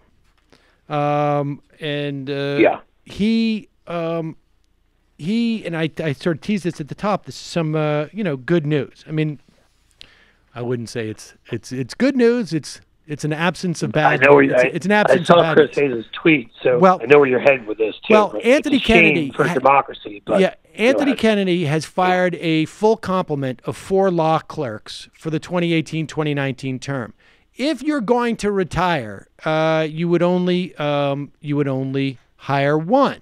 Now, Kennedy last year hired one, I think in anticipation maybe of retiring under Clinton. But he has hired 4 this time, and so I guess it was hired a single clerk last summer. And so this is at least an indication that he's not going to retire this year. If the Democrats get into office in 2018, or I should say get elected in November and take office in January 2019, they are now within the sort of Merrick Garland precedent. The president is in his final year and a half, and you would never hold a nomination for a Supreme Court at that time. And, that's the type of I mean, for me, that's the end all be all. No, it is. And that's why the Senate, you're right, is more important than the House. And I mean, again, there's the PPP polls we'll talk about. They went over 36 races, and the Republicans are looking terrible in those races. So here's the House. Talk about but that. The Senate even. let's talk about that because Well, let's say the Senate quickly because I brought up Stilt Bredesen. I mean, that's a seat in Tennessee that you would just never ever expect, and I think I still wouldn't bet on it, but he's up at this point in the most recent polls. He is the last Democrat elected for 2 terms there in a row statewide. So here you've got Tennessee suddenly becoming a place where you can win a seat, in addition to having already won one in Alabama. So because people forget you're now only down 2 votes. You only need 2, and you're looking now at Tennessee, Arizona, and Nevada potentially. You can even then afford to lose a West Virginia or a North Dakota or something of that nature, and that's pretty important because you've got these races in these places where it's very tough for Democrats to win. But again, the dark horse one I keep bringing up too, and I keep telling people, maybe I'll be proven crazy again, as often happens, is the one in Texas with Beto O'Rourke, who is an absolutely phenomenal candidate who knocked off a blue dog in a primary to win a House seat, raised a lot of money, charismatic, works his butt off, and in a state that's trending Democratic against Ted Cruz. And I think that's a sleeper race that could be really interesting. So in addition to the fact that, not that I'm hoping for this, but you could end up having 2 elections in Arizona, and you could end up having, from what I've heard about Thad Cochran, you could end up having 2 in Mississippi, which they'd have to defend. So there's all that going on. So I think the Senate's very doable. But the House races, I mean, some of the stuff which I'll go into is just insane. I mean, you're looking at public policy polls. One of my favorite ones is California. There's a whole bunch where Republicans are in trouble. One of my favorite ones is Dana Rohrabacher, who you may know as the Republican from Vladivostok. This is the guy that they said in Paul Ryan joked and then said, I'm joking, of course, but nobody should talk about this, that recording where they said there's 2 people on the payroll of Russia, Rohrabacher and Trump. Right. So, I mean, he won 58-42. And obviously there's a Russia part of this, too. This isn't just, but I mean, if you think of Russia, taxes, all the other stuff. So he's up 58-42. He trails a generic Democrat 51-41. Do the math on that. I mean, that's a 26-point turnaround. Yeah. And that's incredible. John Tatko, who's I can't remember, he's upstate New York. You may know better than me, Sam, I don't know, but I feel like he's suburbs of one of the upstate cities. I don't know if it's Buffalo or Syracuse. Yeah, I think it's Buffalo. He won 61-39. Okay, I mean, 22-point win now trails generic Democrat 45-43. So I'm not saying he's definitely going to lose, but the fact that he won 61-39 and this is now he's losing within the margin of error, I mean, that's kind of incredible. The interesting thing, and I know John from San Antonio has said this, and maybe Mike from PA as well, that because of the nature of the gerrymandering, right, there is basically a critical mass. So when they gerrymander, they put all the Democrats into one district, and they make that district a 90-10 partisan split. And out of that, they make 2 other districts that may be a 55-45 partisan split, Republicans to Democrats. If you get a generic sort of a wave of Democrats where they're picking up anywhere from 10 to 12 or 15 points, you're going to take out a mass of Republicans that could be anywhere from 40 to 70. Right. So the average of, just to answer that, the average, because I read the numbers on this and read these 36 polls in all these House districts. Again, a lot of them are in places where, and this was taken before the tax vote, people realize it in a lot of places like New Jersey, New York, California, where people are going to get screwed. A lot of people that would be Republicans potentially. The average drop-off in all of these polls together for Republicans is 19 points. Wow. Dude, that would be a bloodbath. That would be the kind of, that 60 votes would be, Democrats picking up 60 votes would actually be a conservative estimate if this were to remain again. I mean, you might be looking 80, 90, you might look at 100. I mean, again, this is early, we don't know, and you're seeing it everywhere. I mean, you're looking at, some of these guys, John Culberson in Texas won 56-44. He's trailing 49-39. I mean, that's a 22-point turnaround. And then you're seeing some, like I read you the Rohrabacher one, Darrell Issa, who won by less than a point, down 51-41. You've got a good more than a half dozen of these races. The Democrat, a generic Democrat, and a few of them it's a named Democrat who's already in the race, is already over 50. So at that point, all you have to do is not lose any more support. You've actually already got the support to win. I mean, that's what we always look at. You know, I've worked in polling in the past, and you're always looking at how close, it's not just how much you up or down by, but how close are you to 50? And I would tell you that in probably dozen and a half of these races, we're talking about people that are at 48 or above on the Democratic side. So, I mean, it really is pretty incredible. You know, and again, early nothing's happened. Democrats can find ways to screw anything up, as we all know. There can be acts of nature, there can be wars, there can be this and that and the other thing. But I would say that you would much rather be the Democrat in any of these places right now. And this is only 36 districts.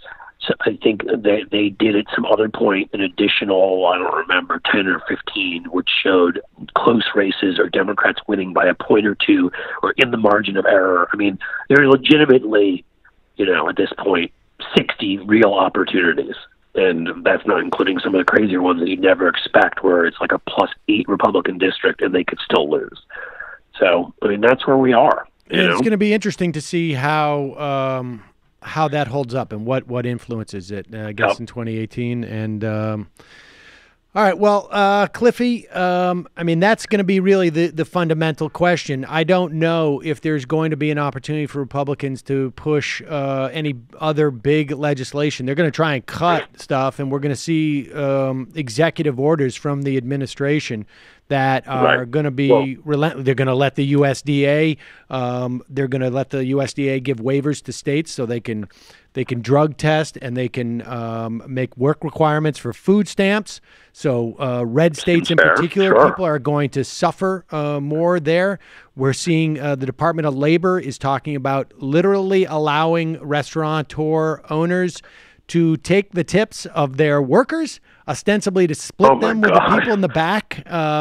They are 1/4 of the way to stripping down the EPA. They wanted to cut 3,200 people from there. 700 have left over the course of this year because they have been so demoralized about what's going on. And of course, the flip side of that is not only are they relaxing regulations for polluters, they're basically saying we're pulling the cops off the beat.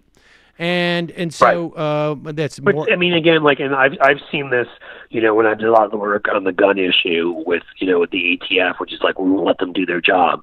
When you do that to a government organization, EPA, any of them, then it's as good when you start defunding them, demoralizing them, threatening them, all these sorts of things. It's almost it serves its purpose. Oh yeah, because you get people who are kind of like what they did to the CDC.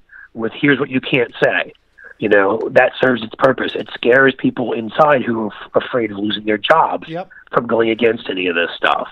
And so, you're going to see a lot worse. And one other thing I will say, though, that I don't think you hit on, that I read, and maybe it's just, him opening his big mouth because he's excited.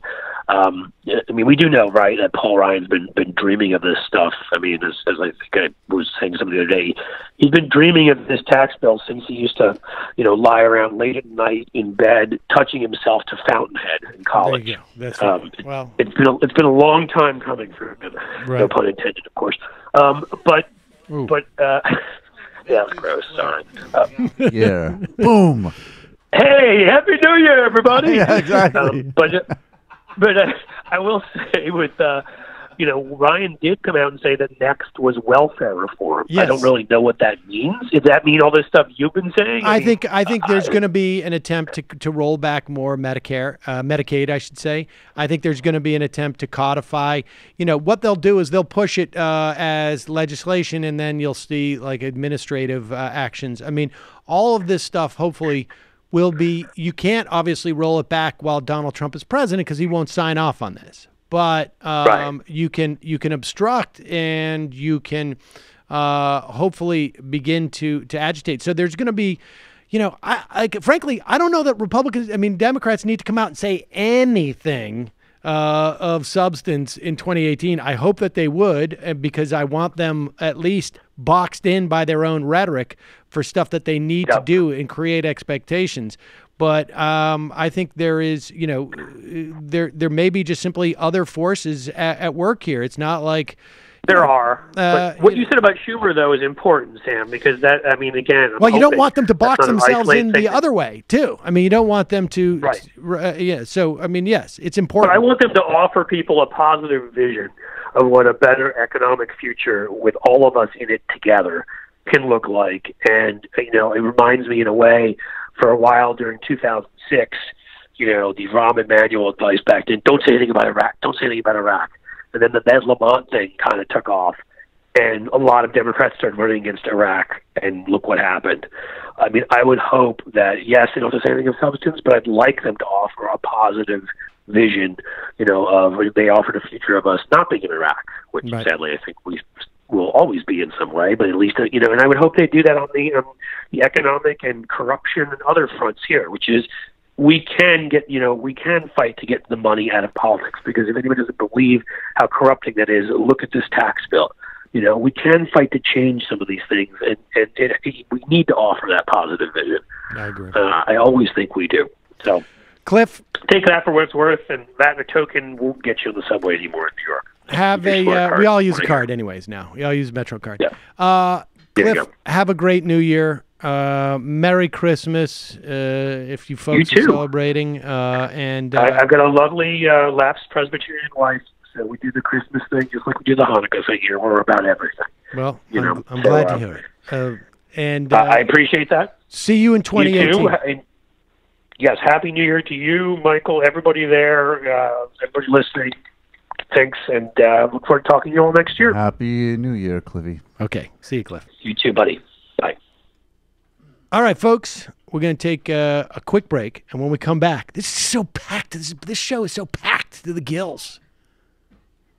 Man, what a way to go out. I got to go do another hit with Alona. Take care. When we come back, we'll be talking to Isabel Gillies and Matthew Film Guy, assuming I can figure out how to get both of them on the new Skype interface.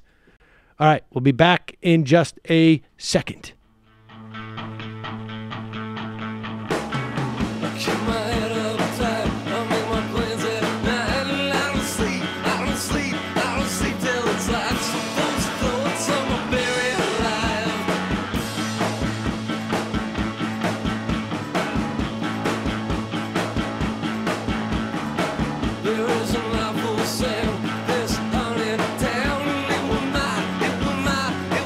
Just be quiet. So go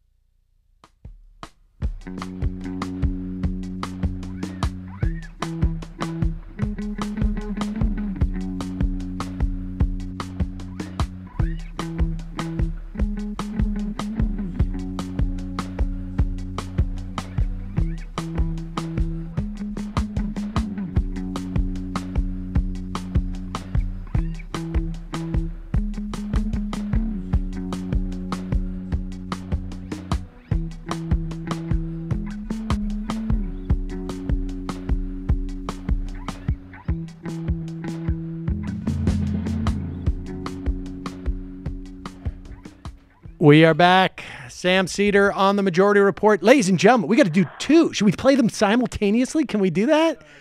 All right, well, let's do it. Let's do this. We got two different theme songs that have to go, but we don't. I don't want to, because Isabel's like literally on the move. She's moving her entire family. It's like you can end the segment with mine if you want. Oh, okay. We'll start with Isabel's, and then we'll just we'll end with Matthew's. So let's begin. Is Casual Friday. Let us welcome Isabel Gillies to the show. She's going to recommend a movie or two to watch on Netflix. It's the only way I know. Listen to the picks from Isabel. IsabelGillies.com. Yes, it's IsabelGillies.com. Yay! And Matthew Film Guy. Matthew? Hi, everybody. We are here, of course, for our I think it's pretty close to annual as things get around here, our year-end film extravaganza 2017 edition. And boy, oh boy, do we need it more than ever. Let's just start with you, Isabel. Where are you? What are you doing for the holidays? You're going to Europe, European vacation. We're going to the great land of Italy. Ah, well, of course. Oh, wow. Our whole family, the whole fam is right now in a company move. People are going downstairs in the elevator and trying to find their phones and remember their Rubik's cubes. And the passports. That's my job. Wow, this is exciting. And so, how long are you going for? Like a week? As we speak. The week, yeah. Oh, wow, nice. It's going to be good times. All the kids are deep in study of Europe and European history and the Renaissance and every single one of them. So it's just going to be you're going to go crazy. They're going to be like, oh my God, there it is, the Colosseum, wow, That's pretty awesome. And it's cheaper because it's in the winter. Of course. Yes, summer is the expensive time, I think, to go over there. And Matthew Film Guy, you, of course, are probably going to where? Like Ohio?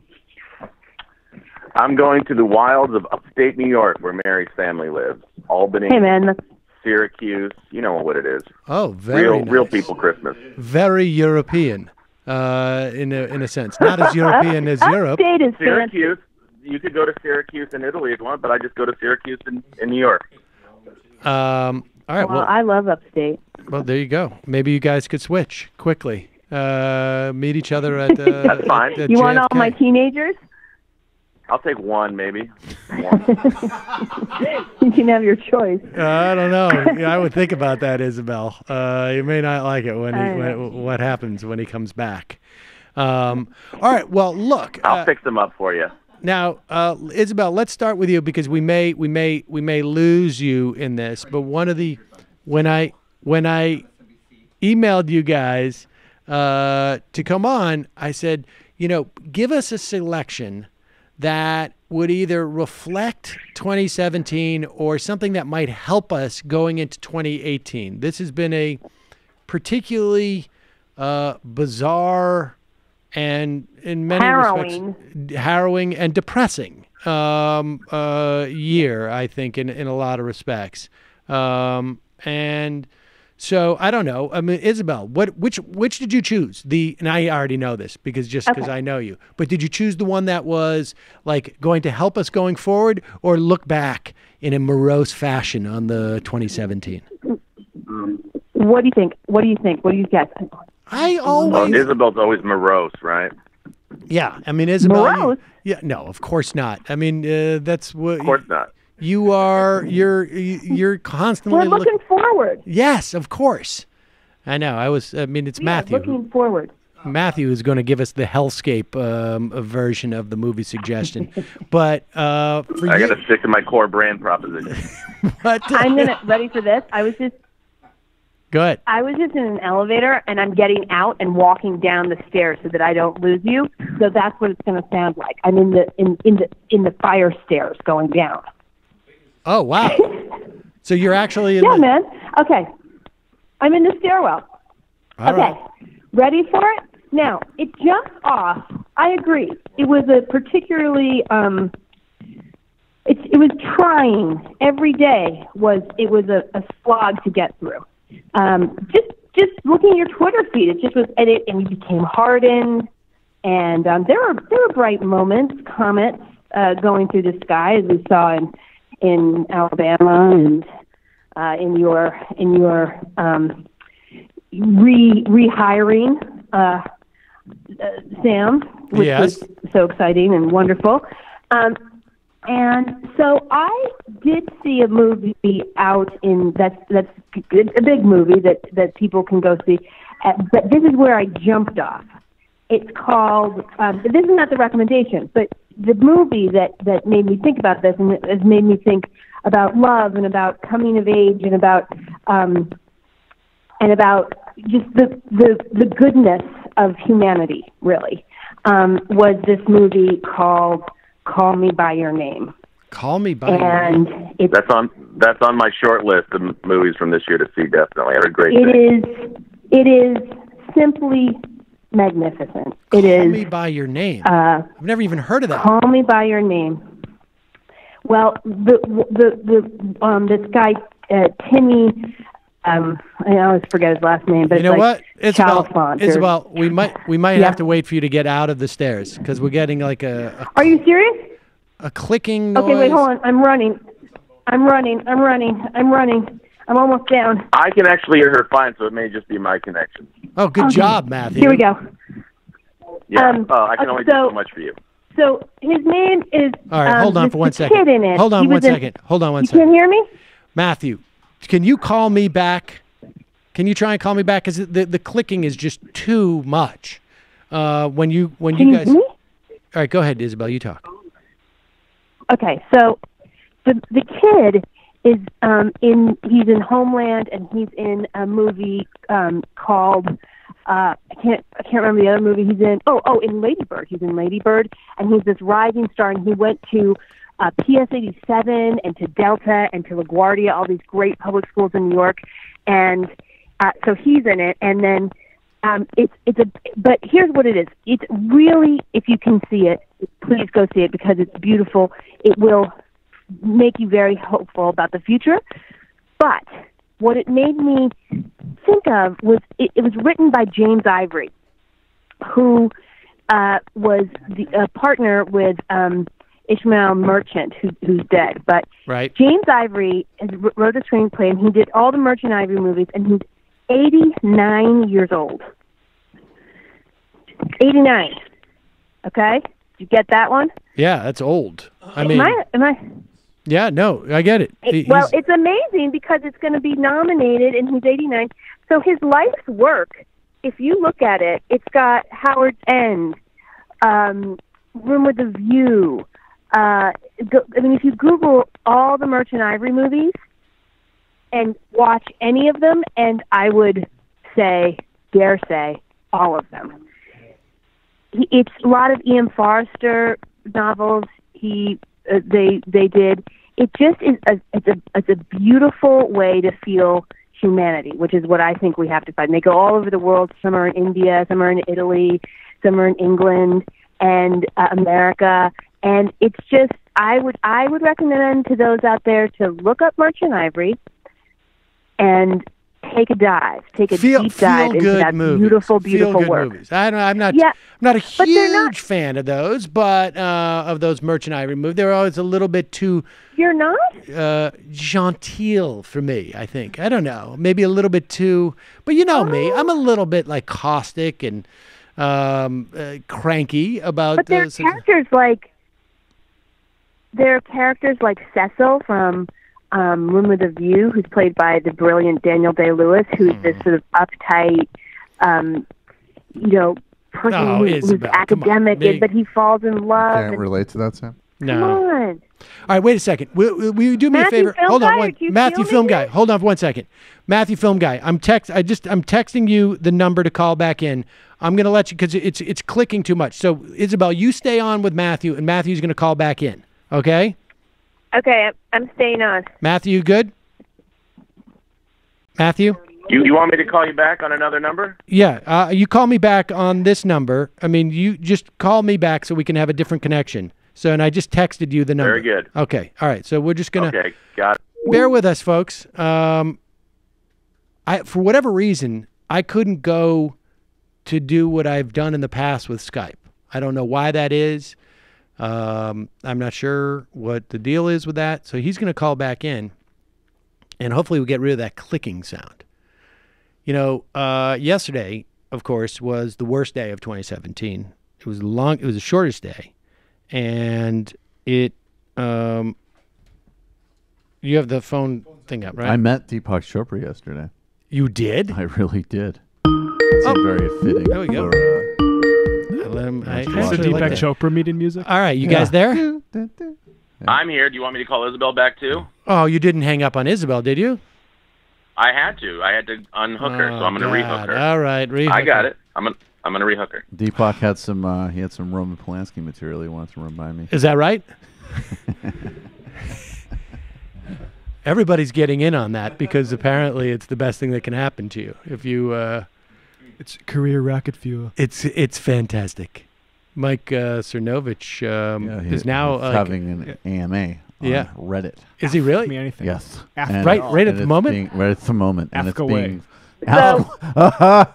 Matt Binder Here we are. is of course doing his core brand proposition in live. All right, so okay, great. So Isabel, you were saying you were trying to get me to watch Room with a View. I'm not going to do that. Room with a View, Howard, and well, maybe take a try because I really feel that Call Me by Your Name is so beautiful, and what it made me think was that people have been making beautiful stories and putting them out there in many forms for that predate the administration right now, and it can kind of make us think, you know what, things get better.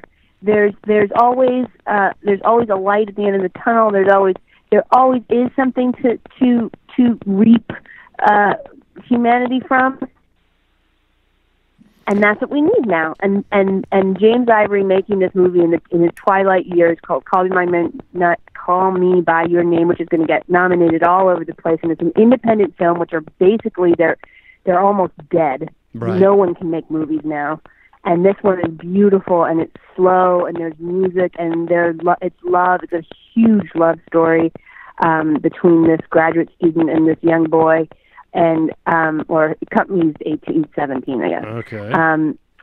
So really, that's what I came to. I really did. I have to go back to what soothes me and what makes me feel good, and that's the only thing that I can recommend to others. This is sort of and like then you why have to have faith that they will too. This is sort of like why I rewatch Samuel Jackson's Shaft every couple of months. That's why Michael watches Shaft. That's how he reconnects to and humanity, space. So wait a second. So is this a little bit escapist? Is that what you're saying? A little bit escapist, or just a return to remember that there is something not as dark and decrepit as what is going on in our country?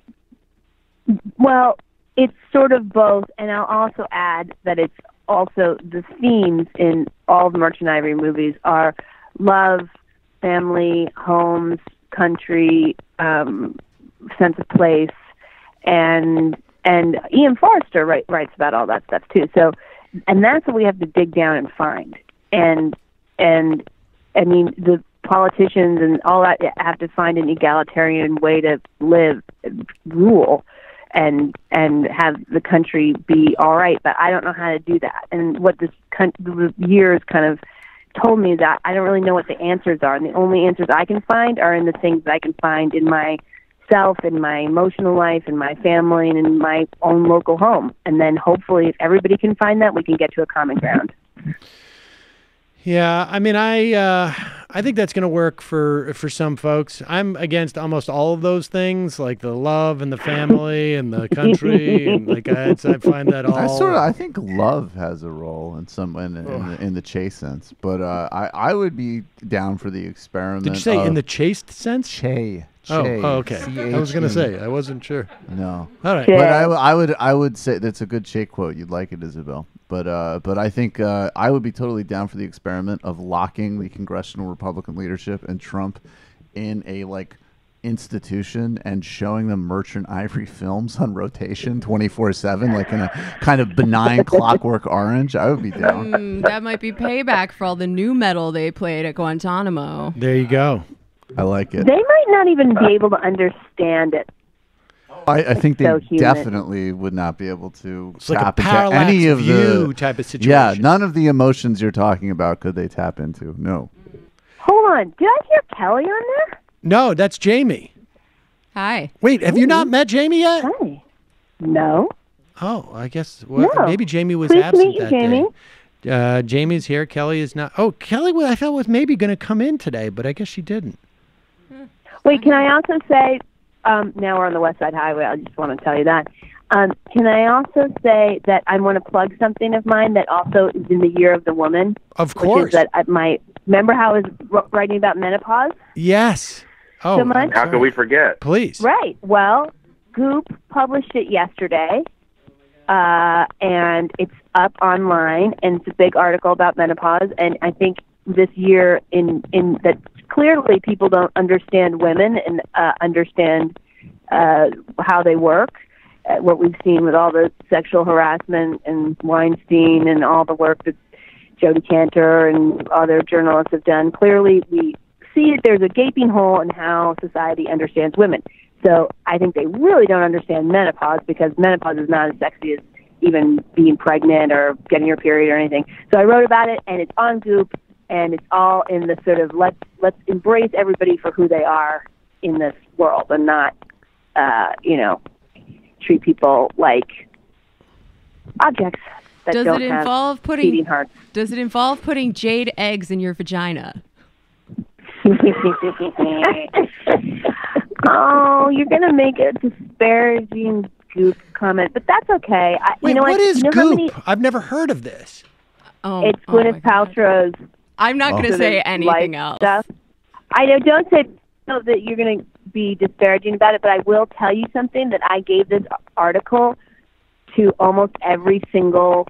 I gave it to Vogue and to all these magazines and all these places that were like, "Ew, menopause? No thanks. Can you write about I don't know, like affairs or sex or?" And Goop was the only one who was like, you know what? We actually do need to talk about menopause. So it does not recommend you put jade eggs in your vagina. And they published. So just checking. Don't disparage the pelvic floor, please. Oh, trust me, I am very in touch with my pelvic floor. There's a lot of pelvic floors around here. I mean, Okay, good. Speak for yourself, dude. Nice and strong. anyway, that's all I have to say about that. But Merchant Ivory, go see Call Me By Your Name if you can see it. It's beautiful, beautiful, beautiful love story. And I always think that love will save the day in the end from this terrible travesty we find in the White House. All right. Well, Amen, sister. We're gonna put a link, the link to Goop. I've never heard of Goop. But that's Gwyneth Paltrow's site. I can't believe you never heard of it. I will do a whole segment explaining what Goop is. I didn't know that Gwyneth Paltrow even has a site. Before we even get to the substance, this is like your equivalent of your Ace of Base lie. Yeah. It's pretty ubiquitous in culture, man. I honestly, this is Sam claimed to have never heard of Ace of Base, even though life. I had no idea she had. Like their peak success was when you had was Goop? the peak of your. No, I'm talking about Ace of Base. Are you kidding me? It's hilarious. Trust me. Okay. Well, Matt's really into it. We will link to the Goop piece, and Isabel. Thank you. And I am going to see the new one. I'm not going to see Room with a View. I can't. That's fine. Just Call Me By Your Name. And then but the whole thing is that I also think it's pretty incredible that someone who's 89 has written this movie that's so current right now. I really do think that that's something to be hopeful about. That's just for pretty all awesome. of us to Yes. keep going and Means to I got a couple more years. write about. You got a couple more years. Yeah, I mean, really, it's so impressive. And this movie, honestly, it's breathtaking. The movie theater was silent and has been filled up every single day, and it's only open in 2 theaters, and I think now it's open in more. But could I take mileage to this? No, I think no, because it is a love story, but it's so deeply, every moment is so deep. She might get bored or be antsy. I mean, I would say do it for her. Sort of like, how old is she?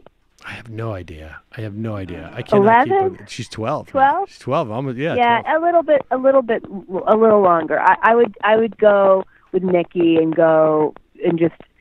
I mean, honestly, it's time.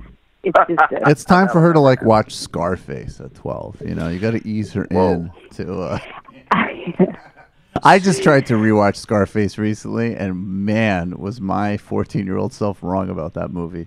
Besides the Bolivian scenes, good? those were cool. It's not a good movie. The Godfather's even better now, but. All right. Wait, I'm going to ask the teenagers in the car. Has anybody seen Scarface in this car? Did you? The 16-year-old. What do you think of Scarface? Nice. Quick. You're on the radio. Go. Oh, wow.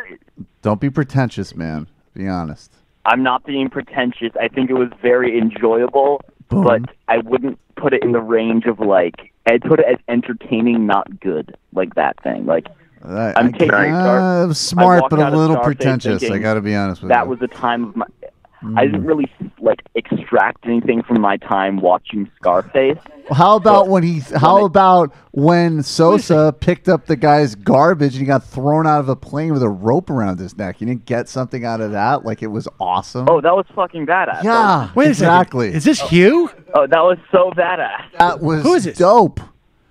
This is Hugh. Spoiler alert. Oh my gosh. No, it's not. That happens in the first third of the movie, Hugh. Oh, I'm sorry for swearing. Yeah, Hugh, what are you doing? What happened to you? Sam You used to be such a nice kid. Now he's coming enjoying on with profanity. Scarface.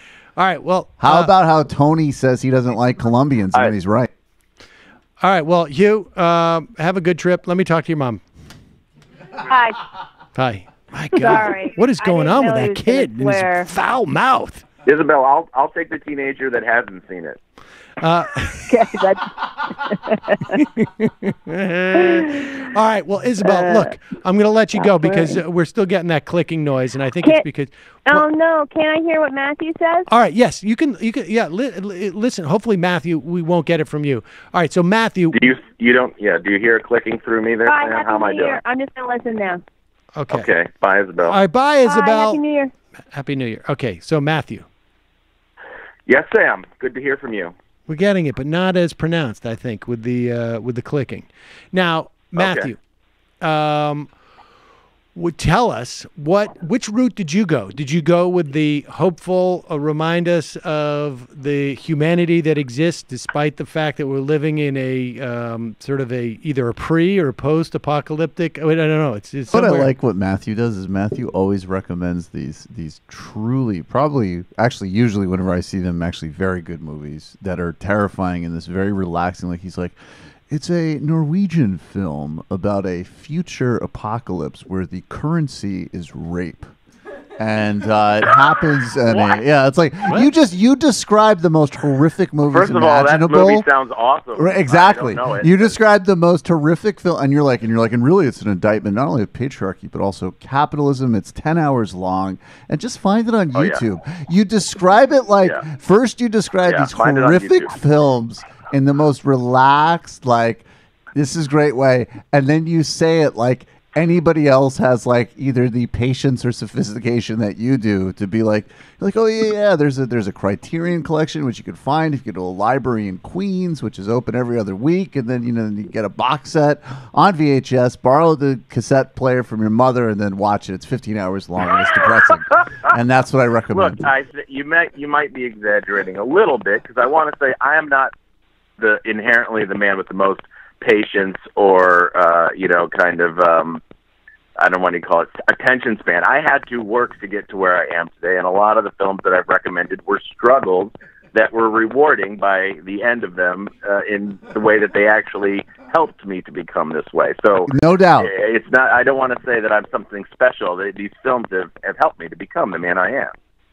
No doubt. Having said that, I actually want to address what you've asked, Sam. The kind of, I think, a false dichotomy you've set up between whether it's a film that this kind of highlighting of beauty and life and all the goodness, or on the other hand, some sort of depressing kind of wallowing in misery. I actually don't think that necessarily has to apply. Fair enough. You're suggesting that the movie that you're going to recommend is both depressing and neither, or neither. Okay, so action film. Because yeah, no, but with the way this breaks down for me is you have to learn to accept life the way it is. I know you're raised to kind of want to fight to create the world that you want to live in, but the logical extension of that is escapism from reality. I've personally found that watching a movie that helps to really find the beauty and the truth in life, whether it's on the surface of it positive or negative that you'd want to put into these broad categories, is actually way more rewarding, because you get a sense of relaxation, like I can be okay with whatever happens, that life is acceptable. Matthew, that's like a recipe that's for all, fascism. Well, wait a second. That's all well and good. Your attempted argument that you should accept life as it is. However, I right now am looking at QNS.com.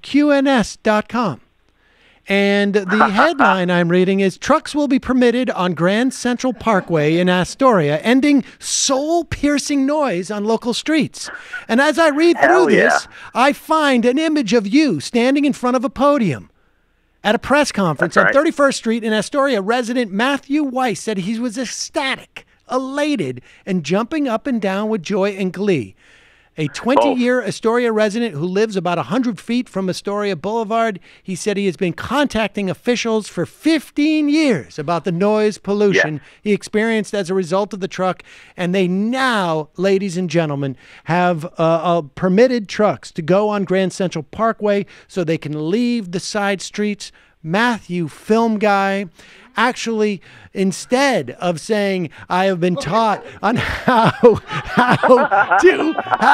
to accept life as it is, no, you went out and you affected change for yourself. I love it, dude. You should run for you should run against Scott Stringer. Let me finish here. You should go out and change, not just your physical, but the entire traffic pattern, to make life better for the people who are living on the local streets of Queens. And you sit there and dare tell me that you are not one who goes out and wants to change life as it is, but rather you just sit back and accept it? No, if you were that person, Matthew, you'd be sitting in your home in Queens, listening to those trucks whistle by going, this is part of the fabric of life.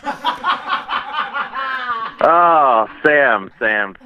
Well, first of all, I want to say, yes, you do change the things that you have the power to change. That is not in contrast to what I'm trying to say. God give me the serenity to change the things. One. What? You're going to read off that poster to me?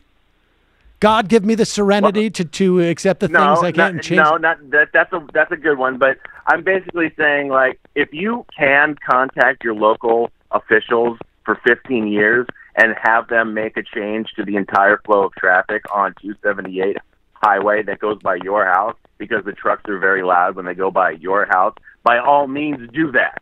Do not think for a minute that you cannot affect change where it can be made. I'm talking much more about an internal state of either fighting against the world, a kind of an ego state where you just feel like you've got to be separate from what is. I don't think there's any dichotomy between what I said about how films can teach you to be more, kind of equanimical about the way things happen in your life and affecting political change. By all means, no. I listen to your show every day, and I want people to be out there doing what they can do. I'm much more afraid of a kind of mentality that just says, well, I'll just create this kind of false sense of my little life is nice and well, I don't want to use the word cozy, but my life is okay, so I'm not going to think further, or I'm struggling in some internal way. This is, as the film guy, I'm much more focused on internal states of being. But hey, if you got your food order wrong at the restaurant, Homo says what? That's not struggling. What? Homo says what? What? He got you, Michael. He got you. All right. So, Matthew Film Guy, with that said, and I should also say... With that said. Now, listen. With that said, let me just remind people that on our new website, we have a blog vertical. And so today on the when we put the links in to both your article and to Isabel's, we will put it on the blog. It will not be in the episode thing. You got to go to the blog on the site. So we'll have that's where we'll put things like this because we can't put links into the posts. So Matthew Film Guy, with that said, with that distinction between, you as Matthew Film Guy and addressing your internal reality versus those you as Matthew objective local and subjective experiential domains as expressed through film as well as noise ordinances. Right, exactly. Michael, you're aware of the idea of near enemies, right, Michael? Yes, I love near enemy concept. Yes. Yeah, so it's the kind of a near enemy confusion to think that accepting the world as it is means you just sit in your house and say, well, the trucks are going to bug me, screw it. No, it's a little different than that, but we don't have the time. No, that's right. Go ahead, Sam. You were going to say. I was going to say. So, with that said, which has been said. What do you recommend we watch, and what will be the purpose? Just simply to experience this moment, or will it be one to inform the way that we should be in 18, or to look back on 17?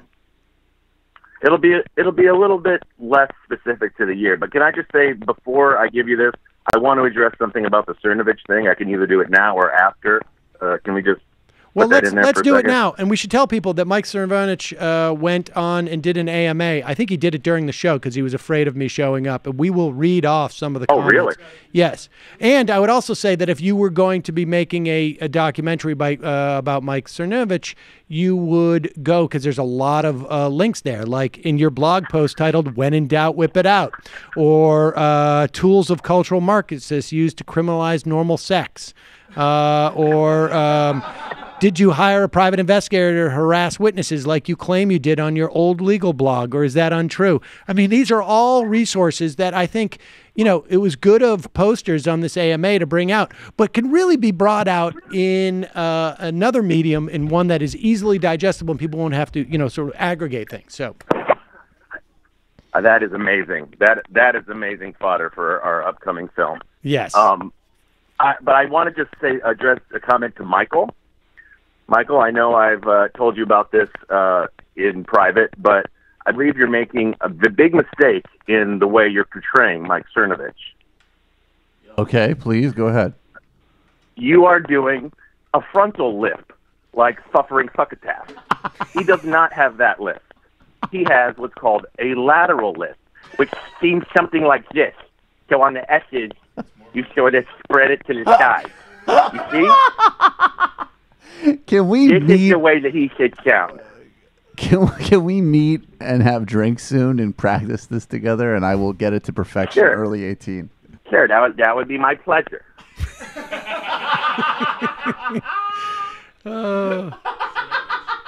Oh, wow. You see, it's simple. It's simple once you get the hang of it.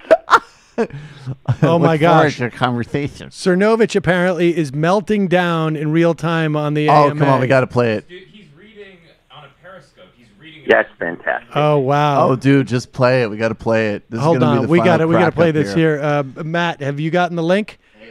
Let me send it to you right now. Here it is. Speed it up for Matthew. It's a film from Hong Kong. It's about a family that commits incest, but they actually love each other, and it's paradoxically beautiful, but also an indictment of our world. All right, let's watch Mike Cernovich. Skip it. Hold on. Here he is. We're going to listen to a little bit of Mike Cernovich. Freaking going off on these idiots. That's his wife. Locked. What is he Sean always wearing? going off on these idiots. All right. So I'll take a few more questions. What? Did you call your scam Gorilla Mindset because your facial features look like a dumb ape? Oh, he's going to brain read the ones third that are the the size most of an childish actual and not the human, ones that and are you have a really. tiny gorilla dick. Yeah. That's just me. Never heard that one before. Clever. Next thing you know, you're going to spell Cernovich with a T. Oh, he needs a cry. That's ultimately what he needs. You know, after this is all done and he leaves, when he leaves the No internet, one's ever thought of that, bro. You're so clever.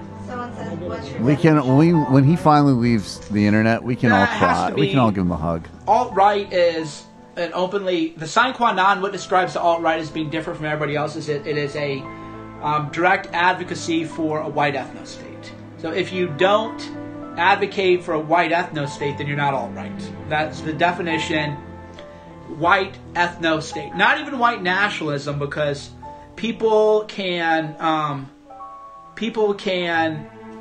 think that, you know, white people are okay or white people are good guys or whatever. But maybe not necessarily want to live in a white ethno-state or not advocating for that. So for me, I personally do not have a white wife, so living in a white ethno-state would present some logistical challenges for me. That said, I think it's appalling the way white people are attacked in America, and the way white men especially are used as a punching bag by the media, and that's completely immoral and illogical and wrong. So I occupy this space where I just say that... What is he trying to do? Hold his head It's wrong in? what's happening to white people, but that doesn't mean I believe we should advocate for a white ethno-state. There's a lot of ground in between that. Yes. There's a lot of ground White in between basically just being a complete racist asshole and essentially advocating for genocide. That's a Big good point. gap between people who talk about Sandy Hook and then people who talk about other Pizzagate. things. I'm more over here than over there. Yeah, he's more over Pizzagate. That's right. I'm more Pizzagate than Sandy That's Hook the only way denial. it can be relevant. The only way some people can be relevant I'm more date rape is than to talk about me. No, So date you just rape. have to realize that I'm all that they have going on, right? Mm-hmm. So what are you That's gonna it. do? That's all we got, man. What That's are you all we gonna got. do, I'm it. You are it, my man. All right, we let's need pull to him give off, and we'll bring him my back on in a bit. God. So Sensitive Twitter. Matthew Film Guy. All need hugs. Yes, I'm still here. Don't have Were anything. you abused as a child? Scared to smile. poor, They called poor. you ugly. Well, life's all right. harsh. So sorry for that interruption, Hug me, Matthew don't Film reject Guy. No, that was pleasurable. I'm glad to have heard it as much as I could. So So with Mike Cernovich. How am I going to follow that? That was fantastic. Well, in that short clip we saw of Mike Cernovich So much live, stuff we can use. so go sad. Here's a question, Mike Cernovich. Mike, how does it feel to get a taste of unearned victory only to have it snatched away from you, as was the case in the Sam Seder incident? And he said, "You mean some dude I never heard of still talks about me? Sounds like a win to me because the haters are the best promoters." I'm not sure I understand that, but somebody comes back with, "It's true." I don't know how he's never heard of. He's the one who dug up the tweet. Right. He literally paid was somebody, paying, as yeah. far as I understand. Yeah. So it's interesting. It's true. The word's getting out about a massive fraud you are. And then someone else, Baba Booey said, ironically, you try to get Sam fired has been the best promotion he's had in years. Is the gorilla mindset you constantly cucking yourself? Wow. Wow. Oh, my Excellent. God. Excellent from Baba Booey. We have had Respect. serious conversations, like inside this, like the show is doing really well. We're proud of what we do, but like, how do we is Sam is it two-air America? How do we get inserted in the middle of the debate a little bit more? And thank you for doing this. Here's one. Hey, Oh Mike. yeah, I consider it a huge win for me personally. As Sam knows, I gained about 20 more Twitter followers. Hey, Mike, do you still believe that there's a secret sex dungeon under the pizza place in D.C.? Gorilla Mindset never said that. Nice try with your edited videos. And then someone said, everyone watched you post that shit in real time, Mike. Quit lying, you lisping bitch. Now, I think that's... I don't appreciate, of course, the language. Everyone effing saw you say that shit. You're so effed in your shitty-ass gorilla brain that you don't realize how pathetic and worthless your life is. Just eat the effing stuff. Do one good thing on this earth while you can. Never mind that ninth try with your edited videos. Oh, okay. Yeah, that should be nice try with your edited videos. I gotta learn. No, from honestly, you. let me say this, and I just want to say this, and I want people to understand that I want to be heartfelt here. So I'm going to play this. Yeah, music. go ahead. Look, Mike's going through a tough time now. In the wake of not just failing to get me fired, because it was actually twice as worse for him to get me fired and then have them go, we made a mistake. We listened to a rape apologist. Twice as worth. And then he also, all the grandstanding he did, I mean, there's nothing like going into the end zone, spiking the ball, dancing around, and then having it be called back and find out actually the penalty's on you and the other team gets the ball. And so what Cam Newton does when that happens is that's when he does it. Right. Now listen. Mike went on to go and try and nail Chuck Schumer out of his desperation, and he ended up with probably a visit from the police. And now he goes on AMA to try and regain some of his confidence. Going into the holidays of all times. And people show up, instead of giving him a gift, they give him a massive, massive, well-deserved to be fair, lump of coal. So let's just all take a moment to, I was going to say sympathize with Cernovich, and actually what I meant was to party about it. Oh, Everybody dude, no, raise no, a glass and no, but party I'm about it. gonna engage in the same paradox that Matthew's advocating. I mean, I think it's hilarious. I love it. I'm so happy that people are doing this. I love spiking the ball in the end zone with him. But I totally sincerely mean, the Buddhist part of me says, once he's kicked off of Twitter and once he's no longer causing active harm in people's lives and he wants a big cry, look, I'll show up and give the guy a hug. I feel bad for him. I almost agree with you. I won't give him a hug, but I don't care don't give about anybody a hug. Cernovich as to make his ability to do the horrible things he does and to spread his horrible cultural ideas. I think ending that is really the only thing I care about. Right. Him as a person, go with God, wrap your head in whatever it is that's going on there. I don't know. He's not one of those guys who drills holes into his skull, is he? And I don't know, but I would say in his case, he better go with Allah, because I don't think weak Jew Christian God's going to do the trick. Yeah, he's going to need some real religion. Allahu Akbar. All right. So Matthew, film guy. Now that we have, I wouldn't even share a soy chai latte with him. You gotta teach me. Okay. Yeah, you guys are way more empathetic than me. I will spit on his grave. Oh, well, I'll spit on his grave too. Nice. Though. Again, just keep running all the paradoxes. Oh, I mean, when he dies, I'll laugh. But I hope before he passes away, hopefully at a ripe old age, he'll have a few moments of emotional catharsis. He's a troubled person. Well, yeah. Yeah, Sam, I agree with you, Sam. He should not be in a position to do any more damage to our culture or any of the innocent victims of his buffoonery. But as a human being, he's clearly compensating for something, and he needs to find some sort of healing on his own time, not out in public with all the rest of us going down with him. Right, exactly. Yeah, maybe we'll take him on an ayahuasca retreat sometime. Kind of what I'm saying. That would be brilliant. But on the other hand, that would be brilliant. Maybe do it online, because it's kind of fun for us. He'd come out do it online. Of the ayahuasca. I just know he'd come out of the ayahuasca experience just speaking perfect English. It'd be amazing. And he would be like, that was a very powerful experience.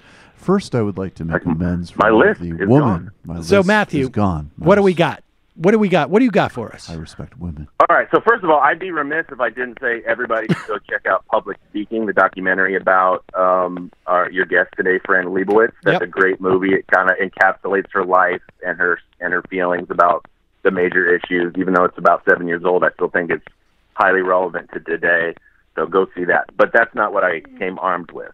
I also want to recommend a film that is, you might have to dig through somebody's VHS collection to find it. No, it's not true. Actually, it's streaming for rent on Amazon.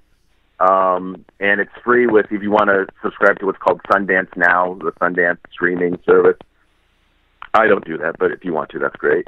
And it's by one of my favorite filmmakers. I think I've recommended some work by him before. His name is Maurice Pialat, and this movie is called Graduate First. The French title I cannot quite pronounce, but Graduate First was made in the early 80s, and it's basically the story made with amateur actors, but very realistic performances.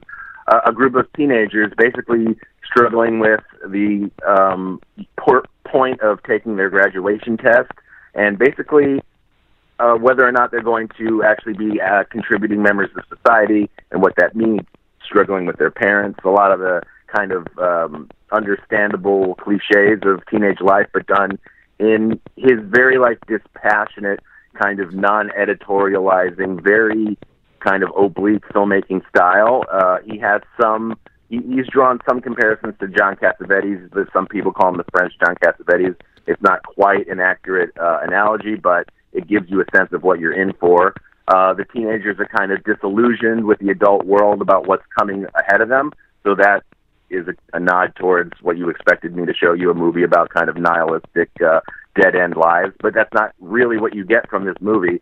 You get that there is, even in the most horrific or kind of a structurally negative situation, you can find moments of relief, moments of connection, moments of understanding, and it's not a false kind of veneer of that. It's the really earned moments that we actually get in life, even though things are not as idealized as some of our movies would make them out to be. So Matthew, Graduate First. Why this movie though? I mean, but why this movie now? Well, Sam, I'm not always trying to connect my movie recommendations or even my own personal movie screenings or film going to the current moment. Art is the news that stays news. The details may change, the players may change, but when you see something that's really meaningful, it's always applicable. Can I ask a brief question? Wow. Yeah, go ahead. I think I specifically, hold on. I think I specifically asked I put a constraint on this segment, and but he doesn't buy the premise, Sam. He just explained it to you. Son of a bitch. You didn't give me a. Oh, shh. Oh, you didn't get that email? Oh God. I don't know. What did you want from me? I usually give you whatever you want. It was a fuck up. All right. That's what it was. It was either look back on 2017 or something that's going to help us in 2018. I thought what you were just doing. Every movie that I recommend is going to help you with every year of your life. Okay, let's put that. Yeah, see, there it is. I thought the recommendation was you were still doing a Cernovich post ayahuasca impression. That character could live. Sorry about the pizza. I am so sorry about What's that? Pizzagate. Films can both reflect on what we cannot change, but what we must change collectively. The real change must come from within us. So the movie is Graduate First by Maurice Pialat. Pialat. Yeah. All right. Fair enough. I mean, it sounds like a good film. It's a great film, and even one that I think Mila, being 12 years old, is probably going to find interesting. I mean, it's French teenagers in the 80s, so there's some, kind of anachronistic things for her in terms of, the age, but I think a lot of the kind of internal, social group kind of backbiting and kind of the inter-romantic kind of struggles that the kids have, I think she can identify with all that stuff at 12. Oh, so, yeah. I mean, backbiting, that type of stuff, that's right up her alley. Sounds like life. But, betrayals and reversals and, All right, but somehow I've got to figure out get it on his... Amazon.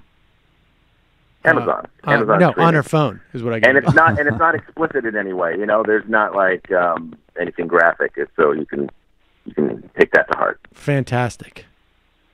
All right. Well, Matthew, film guy, and why don't you tell me while we have you on the phone? I didn't get this from Isabel, and I should have. But resolution. What is? Do you do a New Year's resolution? Oh yeah, sure. In a sense, every year I just decide I'm going to rededicate myself to improving my posture and improving my physical health. I spend most of my time sitting at an editing desk, so neglecting my physical form has become an issue for me. So I'm just going to rededicate my self to my health, to my own health. Here's to my own health, Sam.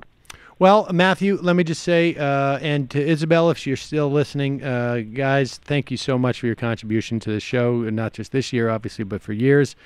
And for the years to come, I really do appreciate it, and anything that I've watched that is decent over the past 5 or 6 years is because of you two, basically. So thank you for that. Well, thank you, Sam, and I just know that, from me and from Mary, my fiance, we both love what you do, and we love the whole crew, and we're really grateful for the work that all of you guys are doing, especially in light of the whole Chernobyl situation. Well, help me work on that technique soon. It's from the side. It's the side. From the side. Now Sam has an independent business. Can't wait he should for be thanking me. Thanking me. Thank you. Matthew, Film Guy, will set up some type of like boot camp Yeah, where you I'm go into it. and learn I to would do a love it. Cernovich Speak impersonation. like Chernobyl. 763. Magus. All right, buddy. Thank you so much. Isabel, thank you. All right, Have we'll a be great in touch. New Year, guys. And You too. Merry Christmas. All right. Same to you, Sam. Oh, there it is.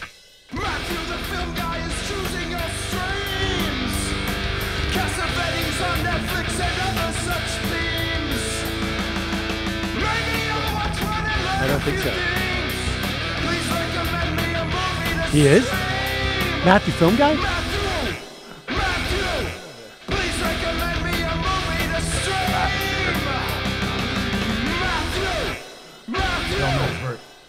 He's gonna call it. I don't know. Is the Periscopes thing still happening? Can we watch a bit more? Random, yeah. Now we're in the Sleep modern like a era. champ and wake up energized every day. How's your life going? So they think by voting it down 240 times. What does that mean? What happened when you downvote? It just means that that's how many people read it and hated it. So is that supposed to hurt your feelings? Yeah, because I'm not cool on Reddit. Okay.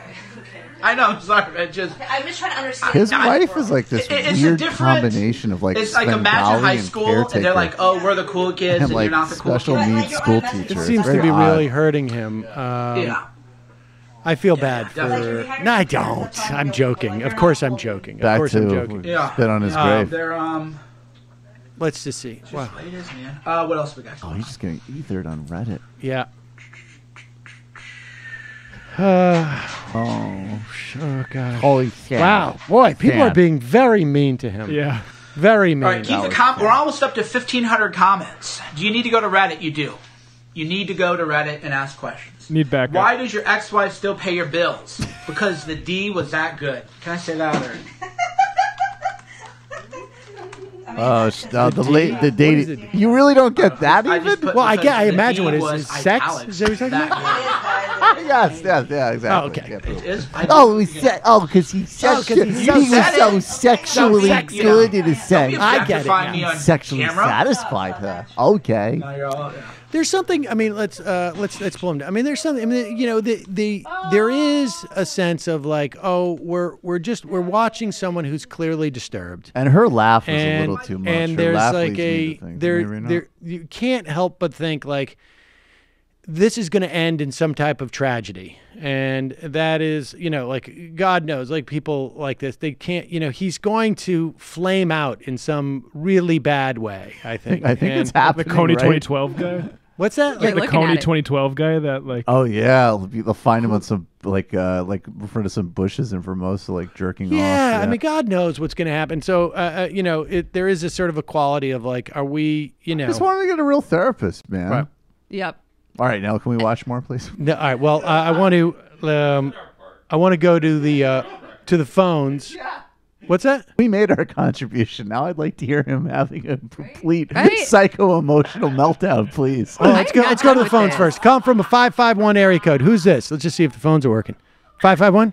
It's A Square. It's A Square. A Square. How are you? Thanks so much. For calling.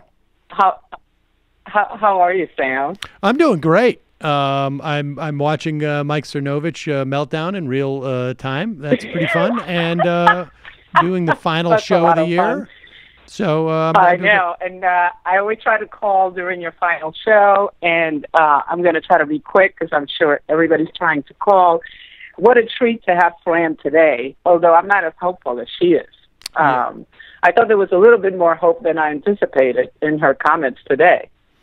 Yeah, I mean, I think it's interesting to just see the development. I think she wasn't, you know, in 2011. So much has changed in those 7 years I'm really, I don't want to say shocked by it, but I really do think that like the generation of just about everybody in here. I mean, Michael's a little bit older than that, but everybody else in here is, it's exciting because I think it's, you know, there's reason to be hope. Now, of course, we're hurtling towards doom, but aside from that, at least there's a good generation that's going to deal with it. I hope so. But in the meantime, just want to thank you guys for, as always, keeping us sane. And Sam, you really show the courage of your convictions with this MSNBC situation, and we are so proud to be supporters of the show. And just want to give a shout out to Fierce Jamie.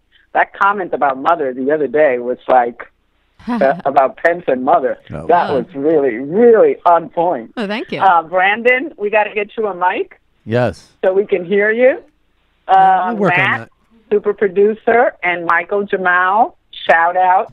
Tony, just if you're listening, his middle name is Jamal, so there is some color there after all. and just a shout out to all the regular callers, Chris Lapaco, Mindy, John from San Ann, Ronald Reagan, and always bringing the stories about his clients fighting for injustice, racism, and abuse. And it's just the expansion of the MR family this year has been great. Jimmy, love that new song about Sammy. And just to wish everybody a great holiday. And Sam, just stay unbought and unbossed. Thank you, A Square. Really appreciate it. And we appreciate, obviously, your comments and contributions. All right, have a good New Year. Thank you. You too. Bye, guys. Bye. Bye, Jamie. Bye. Wow. There is a true leader. All the things synthesized there. Oh, you know what? While we're being so thankful, we should probably play this. There's nothing that says we are slipping into an authoritarian state more than a huge ad buy for an ad that thanks our dear leader. You know, it was interesting. I went to Cuba in 2002. My wife was working on a documentary at the time, and the signage and the propaganda was very reminiscent of what was going on in this country at that time, where you would see these billboards that were, you know, and I remember in Lincoln, Nebraska. Compare Fidel to Bush. I'm telling you, there was a lot of propaganda that was very similar, and this is pretty impressive. They're going to spend millions of dollars putting this ad out over the next, I don't know, several months. Here it is. Some of the president's advisors tonight are telling me they want to try to pivot out of this victory on tax cuts to infrastructure, immigration reform, other big issues. And this pro-Trump nonprofit group, America First Policies, is now planning a $1 million TV ad blitz that will start on Christmas Day. But in fact, they're giving Fox News at night a first look. Watch. Oh, what a surprise. Thank you for cutting my taxes. Thank you for fixing our economy. Thank you for keeping my family safe. Thank you for putting America first. Thank you for supporting Israel. As veterans, thank you for reminding us to stand for our national anthem. Thank you, President Trump. Thank you, President Trump, for letting us say Merry Christmas again. This is so dark. Isn't it? I can't pivot off that one, man. Do you understand that he's allowed you to now say, am I allowed to say it? Merry Christmas again? No. Only if you only say it. If you only say Merry Christmas. We should have a kid who will say thank you to the president for saying Merry Christmas again. We should. That's one of the things. We should finish with that. 10 locations.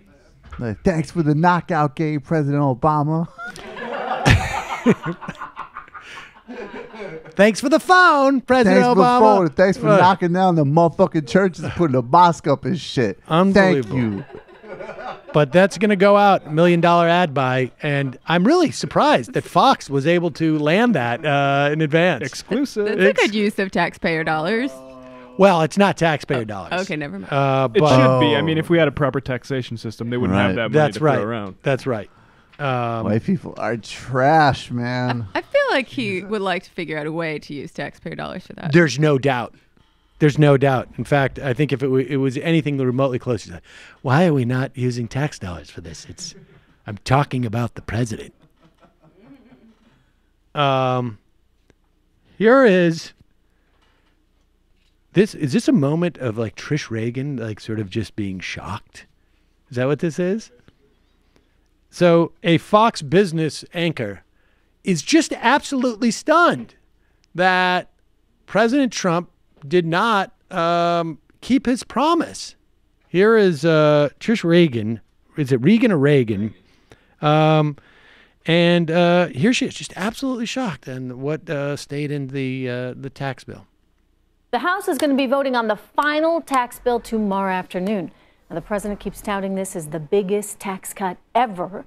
And while it's great for corporations, and there's nothing wrong with that, and it's also great for a lot of fat cat private equity investors, and there's something wrong with that, like this guy, Steve Schwartzman, who's made over $400 million in 1 year. And percentage-wise, well, guess what? His tax bracket is actually lower than a New York City cop.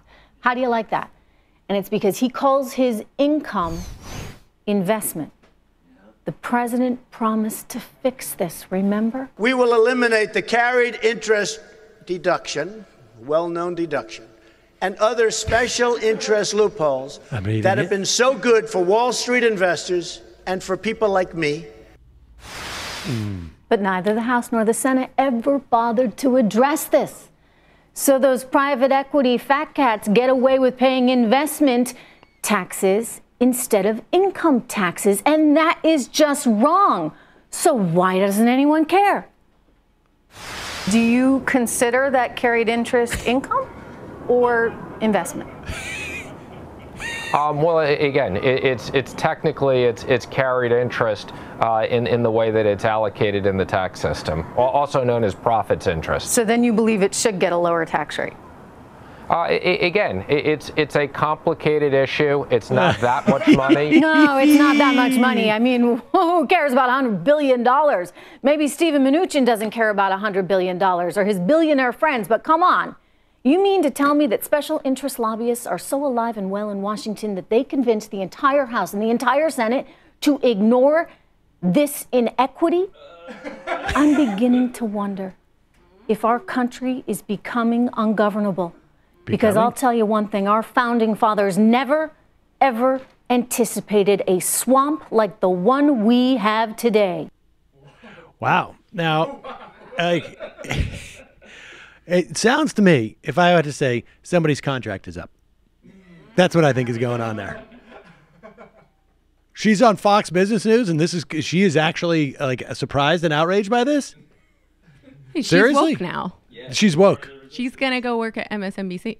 I mean, at that rate, I'm not even sure she can get on MSNBC. And she's going to be at RT soon. Democracy Now! Right, exactly. Well, there you go, folks.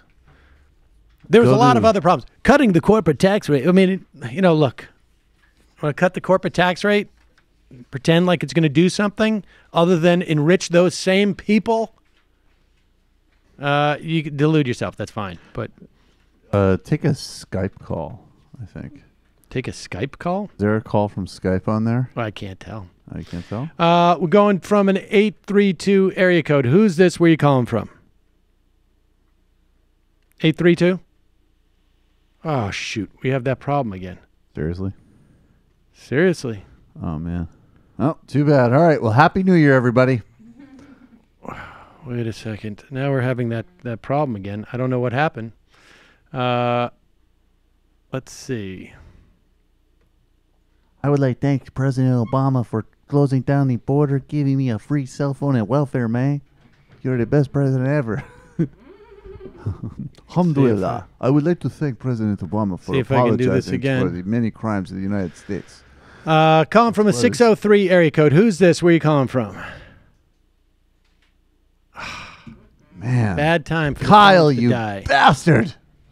Bad time for the phones to die. Sorry, folks. I'm sorry. I don't know how to fix this. It is not on our end. We will go to the IMs. Yeah, I'm sorry, folks, about that. We will fix that eventually. Darn it.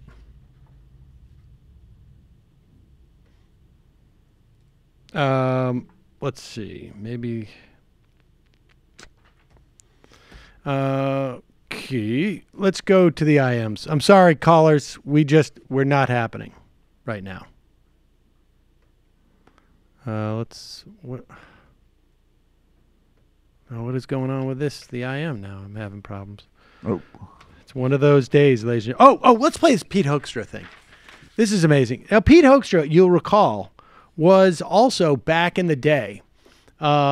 He was the guy who actually said that, I think he sat on the House Services Committee. I can't remember what it was during the Iraq War, but he actually claimed that weapons of mass destruction were not only in Iraq, but had been found in Iraq after the beginning of the invasion and occupation of Iraq. Now, of course, that's not true, and we know that because we know that's not true. And but here he is. He is now, ladies and gentlemen, well, I'll tell you what he is after we play this clip. But he's being interviewed by Dutch TV. You're going to hear a Dutch journalist ask Pete Hoekstra about no-go areas in Netherlands. Here we go. Speaking of threat, at one point you mentioned in a debate that there are no-go zones in the Netherlands and that cars and politicians are being set on fire in the Netherlands. I didn't say that. That is actually an incorrect statement. Yeah, we would call it fake news. Is that I fake never news? said that. Because it's what you literally said. No, it's not what I said. The Islamic movement has now gotten to a point where they have put Europe into chaos. Chaos in the Netherlands. There are cars being burned. There are politicians that are being burned. And yes, there are no-go zones in the Netherlands. You call it fake news. Obviously, I didn't call that fake news. I didn't use the word this today. No? No. I don't think I did. Okay, I think. This poor. Oh, and incidentally, I should tell you, this is America's new ambassador to the. Let me just check. Oh, the Netherlands. And there is the reporter. At the end of this, the reporter's looking around to his cameraman, going, what is going on here? Like, to watch a European, someone who is not American, let's say. I mean, I would imagine this applies to any non-American. And particularly one who has not lived in an authoritarian state where government officials just nakedly say things that are lies. To watch them try and process what is going on in front of them is both sad and hilarious in a way. This guy's just looking around going like, wait, is anybody? He just said fake news. What? It's like an alien talking to a bug. It is. The guy's just completely flummoxed because he doesn't know what to say. Calling from a 201 area code. Let's see if this works. 201, 201, 201. Let's see. I'll try it one more time and maybe, I don't know. Calling from a 201 area code. Who is this? Sorry, folks. It's broken. The call system is broken. Is it? I don't know what to tell you. Broken even for calling It's broken. All right. Well, I got to talk to Kyle about that before tonight. Yeah, it's what Collins. Well, it's not working only for Collins. What about No, for it's guests? not. Guests are fine. Guests are fine. I mean, Collins, I want to, but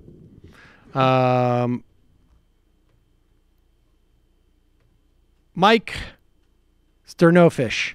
I'm so angry right now. My mood headband is overheating my brain. AT&T employee. AT&T is also laying off 4,600 employees. They found out 2 weeks ago, out of a job early January. Also, the union wanted a $4,000 raise for union employees if this bill passed, but the CEO agreed to a $1,000 bonus instead. Also, have your listeners look into prepaying property taxes before the end of the year. I'm doing so because my property taxes and state income taxes are far greater than the $10,000 cap. Thames Darwin, hearing Sam ask what the D is like hearing my grandmother has what kind of music Led Zeppelin play. Very old person cute. Happy Goyish New Year. Lewis 77, Mnuchin looks like the villain from Raiders of the Lost Ark done poorly as a wax figure. Yeah, okay, yeah, I've heard that before. It really was chilling looking into his bland, horrible face just now. Like, I don't want to be a Lucas. There are way worse things about him to criticize, but oh my God, these are our oligarchs used to be cool, and now this is who we are being ruled by. Yeah, you should have seen how I negotiated to buy my wife. You call that low end? That was real work. Okay, it's extra degrading. Well, to be fair, this guy is. He's an oligarch, it's true, but he also was engaging in sort of the lowest form of ripping off people as CEO of One West, and the forced foreclosures so they could get fees just abhorrent. Like there was a. Let me put it this way: there was a more one-to-one connection between him and this type of crime than you would anticipate from most oligarchs who like to just sort of. All this stuff just happens as a business that just takes place, and they don't have to really do anything exactly. Other than, pay for the fuel for it. But this guy was a little bit more, I think, hands-on. They used to be classy about it. Yeah. Yeah, I mean, whatever works. Yeah. I'm just going to buy a state and then pay off a politician to make sure that the railroad goes through there, as opposed to we're going to have a policy. We're going to force people into foreclosure. Right, exactly. I'm not going to be pickpocketing people as they get on the train. F. Murray Abraham's character in De Palma's Scarface is hanged from a helicopter, not a water boat, says Jay Tingle. Oh, my God. Matthew Film Guy is a homo. Warmest winter wishes to all the Majority Report personalities and producers. Matt just said, you call this winter? Come out to the plains sometime. I bet the phone system's working on Weird Mike's podcast. You guys have been pushing this all year, and your efforts are paying off. Show quality has been improving steadily all year. Well, thank you. Contagious Chameleon. Did you see that piece from Rachel Maddow that showed a number of new people running for Congress? The number is at 391 new Democrats, 7 or 8 times the number of new Democrats that have ever run, dwarfing the number of Republicans by a huge multiple, larger than Republicans over Democrats in 2009. Framophilia. Happy holidays to you. I hope you all think my juvenile request for balls takes yesterday was worth it once you hear my holiday gift I emailed. Also, the live Nativity Social Justice Church I told you about last week is still kind of under attack with a silly petition to remove the nativity scene. There's no animal abuse there. I doubt these people even care. The congregation serves the homeless and protests for immigrant rights against economic injustice, milking the wrong cow. Thick Third. Michael, I really hope your show takes off and you leave Majority Report. Happy holidays, everybody. Happy holidays. That was really you're gonna read that one on the last show of the year, Sam? I don't anticipate what these things say, honestly. Thick Third. Michael, I really hope your show takes off. Okay, and then I should have stopped. And you leave MR. Happy holidays, everybody. You just read it that again. can be read all sorts of ways.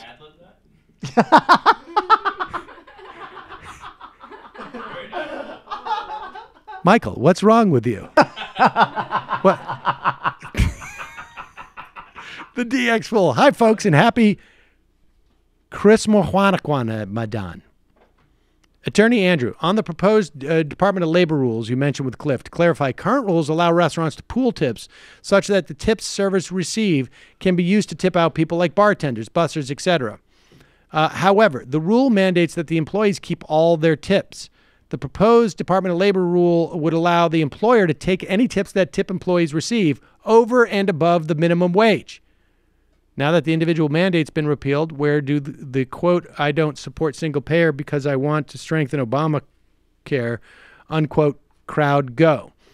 Wanted to finish off saying that y'all have been great this year, and I wanted to suggest maybe a 2018 check-in with Adam Curtis on whether there's something tantamount to the zone of he zone in year into Trump. Do we have Adam Curtis on? No, we've never had Adam Didn't Curtis we mean on. to? We planned to, and then it just never happened. Let's do that. Yeah, what happened to that? Sounds like a good idea. I have no idea. I thought we actually did. No. I thought we did too, and then I was looking back trying to find it, and I'm like, no, we didn't have him on. We planned to have him on. Never Didn't we? had Like have Adam him. I mean, yeah, I was waiting for it. Yeah, we should have him on a Friday. Well, really, not even a Friday. Colin Doucet. Ben Carson, God, you better hope Orion's belt has a buckle if you try and stop my Machiavellian plan to get to the presidency. I have become more powerful than you. Dark Matter. Thank you, Sam, for letting us say white trash again. Disco Stew. I take some issue with the way things were framed yesterday on Coastal Elites. I'm a black man living in rural flyover country. And I assure you, race and cultural resentment are the motivating forces for white Midwestern conservatives. Racism isn't a tool. It already exists in as many people's hearts and minds as it is appealed to by conservatives. You cannot overcome this with an economic argument. See Sam's example of black communists in the South. We shouldn't worry about offending these people by calling them what they are, deplorable, because we won't get them anyways. Failing to call a racist, however, will turn off people like me. Let's not forget they decry coastal elites, and who exactly did they elect? Who is in Trump's cabinet? Who are the people they watch on TV and listen to on radio? Liberal coastal elites. When used by conservatives, coastal elite is just another euphemism along the lines of urban, inner city, etc., meant to appeal to people's inner bigotry. Have a nice holiday, ladies and gents. Going to be a long week without MR. Well, we've got best ofs. And I will always, and I'm sure Jamie will too, call racism racism. I think some things are getting that's not up some for things debate. are getting some conflated there, but I will just want to co-sign in the new year. The general point being that conservatives are garbage and white people are trash. Just don't say white trash. Yeah, I agree with Just that. reverse it. White garbage. No bumps in the road. John, Kyle? Rebecca 4-piece. Happy Hanukkah, Merry Christmas, Happy New Year. Thank you for keeping us informed and sane. Bless the entire Majority.fm staff. We love you. Thank you. Midnight Pizza, Mon. Thanks for the great year, MR Crew. I wish I could give to cucknation.org, but I just can't hand in my pink slip. Apparently, it's becoming cumbersome for my employers to keep me droning ways in this Wall Street closet. Keep on keeping on. We need more Pat. Someone give him a mic. Oh, Patrick. For the new year, you could wear a tracksuit with a sweater vest over it. Oh, gosh. Will you bring that over here? Right behind you, Brendan? Yeah. Are you gonna put that thing we can't on? take any phone calls, but I will put this on. Careful, it might burn you. It might burn. Yeah. Hold on for 1 second. We're just going to Yeah, that's right. I like Brendan's efficiencies. We don't have time for this bullshit. We've already seen it. Just put it on and wrap up the goddamn segment. No, I we agree. need a big reveal. Hold on. We're going to do the big reveal. I'll step out, and then we'll come back in. We just got a couple more. Hell yeah. Oh, my God. He's going to come back dressed like Santa Claus. He's going to come back dressed like Jew Claus. Jew Claus. Jesus, that really is a horrific looking thing. You ready? God. I feel like we should play some music. Yeah, maybe. No, what about Jingle Bells? Yeah, I was going to say, like, there should be some, like, Christmas. There we go. Here's my new sweater vest, ladies and gentlemen. As you can see, I'm going to stand back here so I can really model it. You can see the entire thing. And on the back.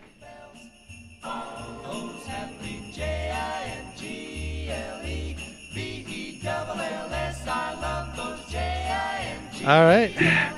I will wrap up the show. I want to thank Ronald Reagan for this wonderful vest. Keep it going. Just you ride will it out. see it on This will be on eBay, ultimately. Let's see. Yo, let us Skype in. Says Rocco Basilic. Sam, I know basically nothing about economic policies or theory, but could you please explain why the deficit doesn't actually really matter? Does this apply at local levels as well? One more, Nick. Listen to the Stephanie Kelton interview that we're going to be playing this week or next week. It is part of our best of Wednesday. You will understand it. It does not apply at the local level because the local authorities do not have the ability to print their own currency. So for a municipality, for a state, particularly one that has a balanced budget amendment, but across the board doesn't apply in the same way. But the federal government could make up the difference. Sam Skin folks, thank you, MR crew, for the great shows this year and for standing up to fascism, even if it's fascist of the lispy variety. Theodore Cuxable, this month marks my anniversary becoming an MR member.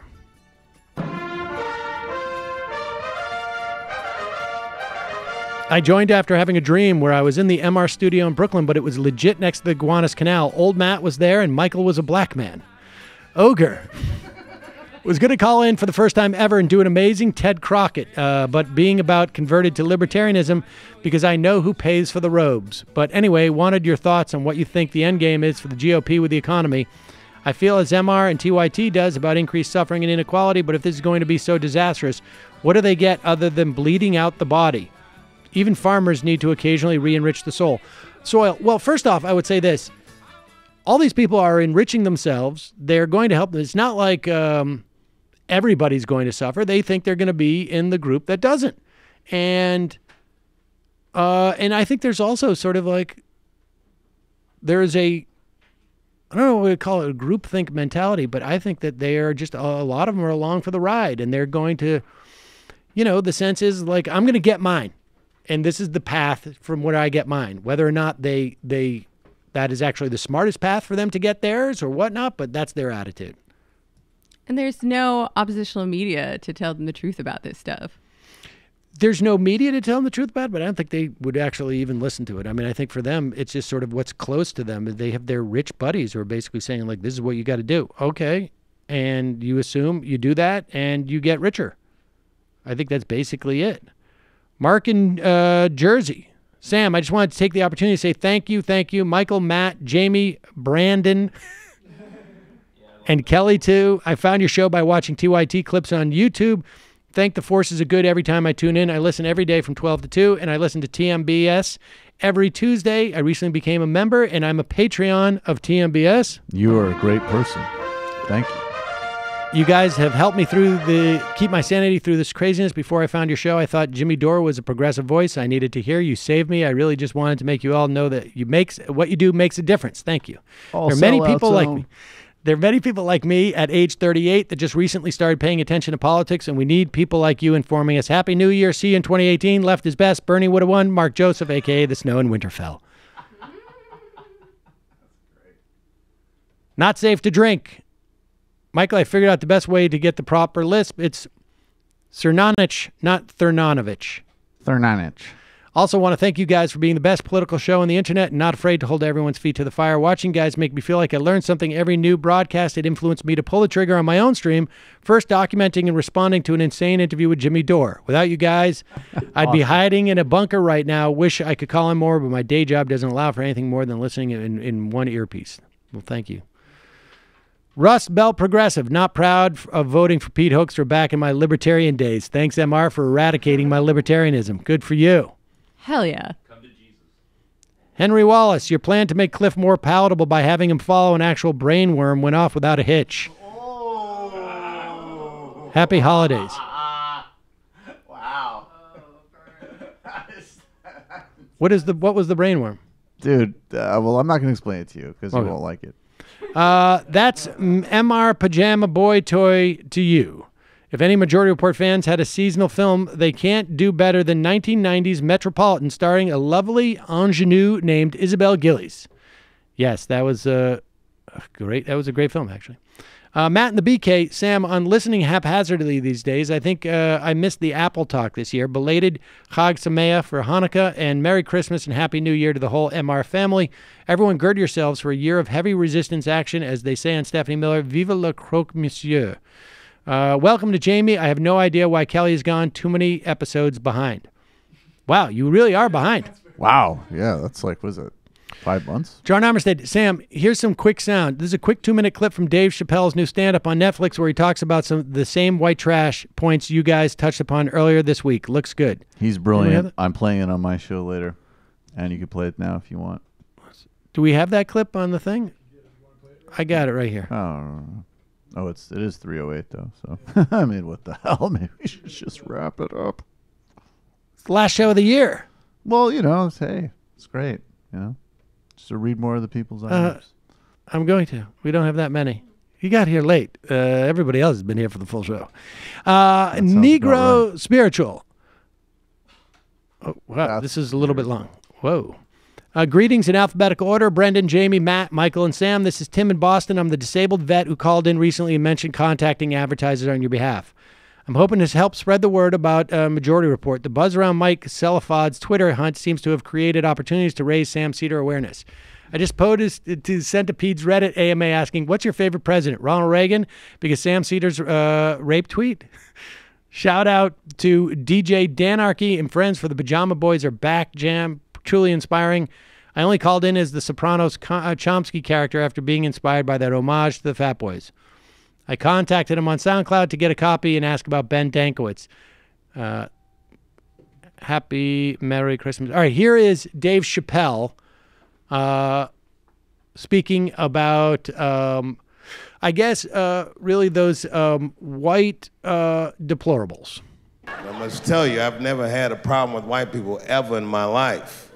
But full disclosure, the poor whites are my least favorites. We've gotten a lot of trouble out of them. And I've never seen so many of them up close. I looked them right in their coal-smeared faces. And to my surprise, you know what I didn't see? I didn't see one deplorable face in that group. I saw some angry faces and some determined faces, but they felt like decent folk. No, they did. In fact, I'm not even lying, and I didn't sound fucked up, but I felt sorry for them. I know the game now. I know that rich white people call poor white people trash. And the only reason I know that is because I made so much money last year, the rich whites told me they say it at a cocktail party.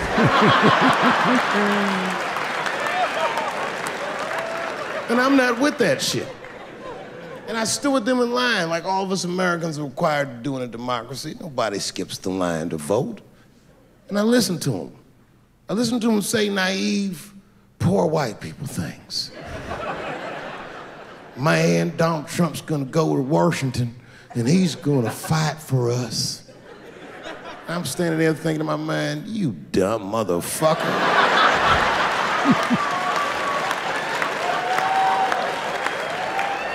You are poor. He's fighting for me. That's good. He's still the best there is. That's pretty good. V. I love Matt's bumper music choices. Please create and share a playlist. Go. You can check it out. Look at the playlist on Spotify. Letter Carrier 2017 was a dumpster fire, but it was the first year you had a chance of seeing MR live and in person. Love you all. Thanks for being part of our day's crew. Thank you, and thank you for the mail. Galaxican. There's a horrifying video of some girls in Florida beating up a Muslim girl who's confronting them wearing an anti-bully t-shirt just in time for Christmas. Ugh. Happy New Year, MR crew. You've made this year a lot more manageable for a lot of us. Feliz Navidad, Patron 101. That's the man right there. Spay, thank you for all you've done this year. Love you guys. Looking forward to another year with you. Still McIntro, Cedar across the belly. That monkey's lost already. Happy holidays. Jameson, hail Satan. Maria from Canada. Thanks for everything, Sam. We'll see you in 2018. Merry Christmas to the whole crew. Senator Chuck Schumer, thank you for everything you do. MR kept me informed, sane, and entertained during a particularly tough year. Smash the fash, left is best, and above all, Jill Stein 2020. Melissa Demeanor, please let Jamie do her goop segment. I've never wanted to hear anything so badly. Some good news. The first dollar general in the U.S. just voted to unionize. Oh, that's good. Nice. You guys are a light in the darkness. Thanks for doing what you do. Happy New Year. Restlessly 12. Hello from New Zealand. Happy holidays to you and the whole MR crew. Happy New Year. We'll miss you guys next week. Jackson 852 to Merry Christmas. Happy New Year. 2018 is better for us. And, of course, the Majority Report Steve from MS. Jill Stein 2020. Outler 2020. That I knew that had legs. Gosh, she's really going to do it this time. Oh, she's so stupid. Love and thanks to you all. And the second to final censor sweep. Had to do family stuff just tuning in. What did I miss? And the final IM of the year, ladies and gentlemen. And before we go, I just want to say thank you again to all of you. Thanks to the whole crew. I already thanked everybody. Michael wasn't here, so I will say sorry you missed it. And thank you to Michael and Jamie and Matt and Brendan and Kelly and Gary and Chris. Yeah, folks who work on the show. They're not even like in this. Well, they're in this hemisphere. They're around, but not in this time zone. Thank you, dear leader. And, of course, Kyle, who is, again, I say this every year, and he makes it true again every year, that we could not do this show without Kyle. Folks, check out Jamie's new blog. There'll be a link. Soon to be launched. And we'll put do we have a link for it yet? No. Okay. Oh, yeah. We got to let people really know when it's properly launched. Yes. And we'll push the hell out of it. Just a little teaser. It's coming. Get ready. Next week, we have some best ofs for you. You will enjoy those shows if you didn't hear them the first time. If you did hear them the first time, listen to them again. TMBS tonight, last live show of the year at 7. TMBS at 7 on our YouTube channel. Folks, have a great holiday. Happy New Year. We will see you in 2018.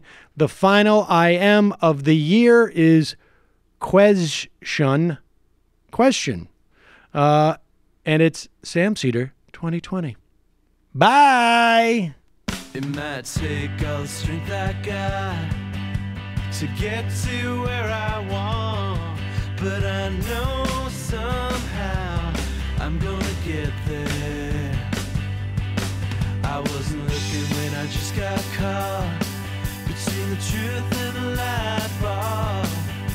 But finding out won't make me feel any better. Yeah, I know the clock is ticking, but the meds are gonna kick in, and my pilot light shining bright. I guess I'm with a choice.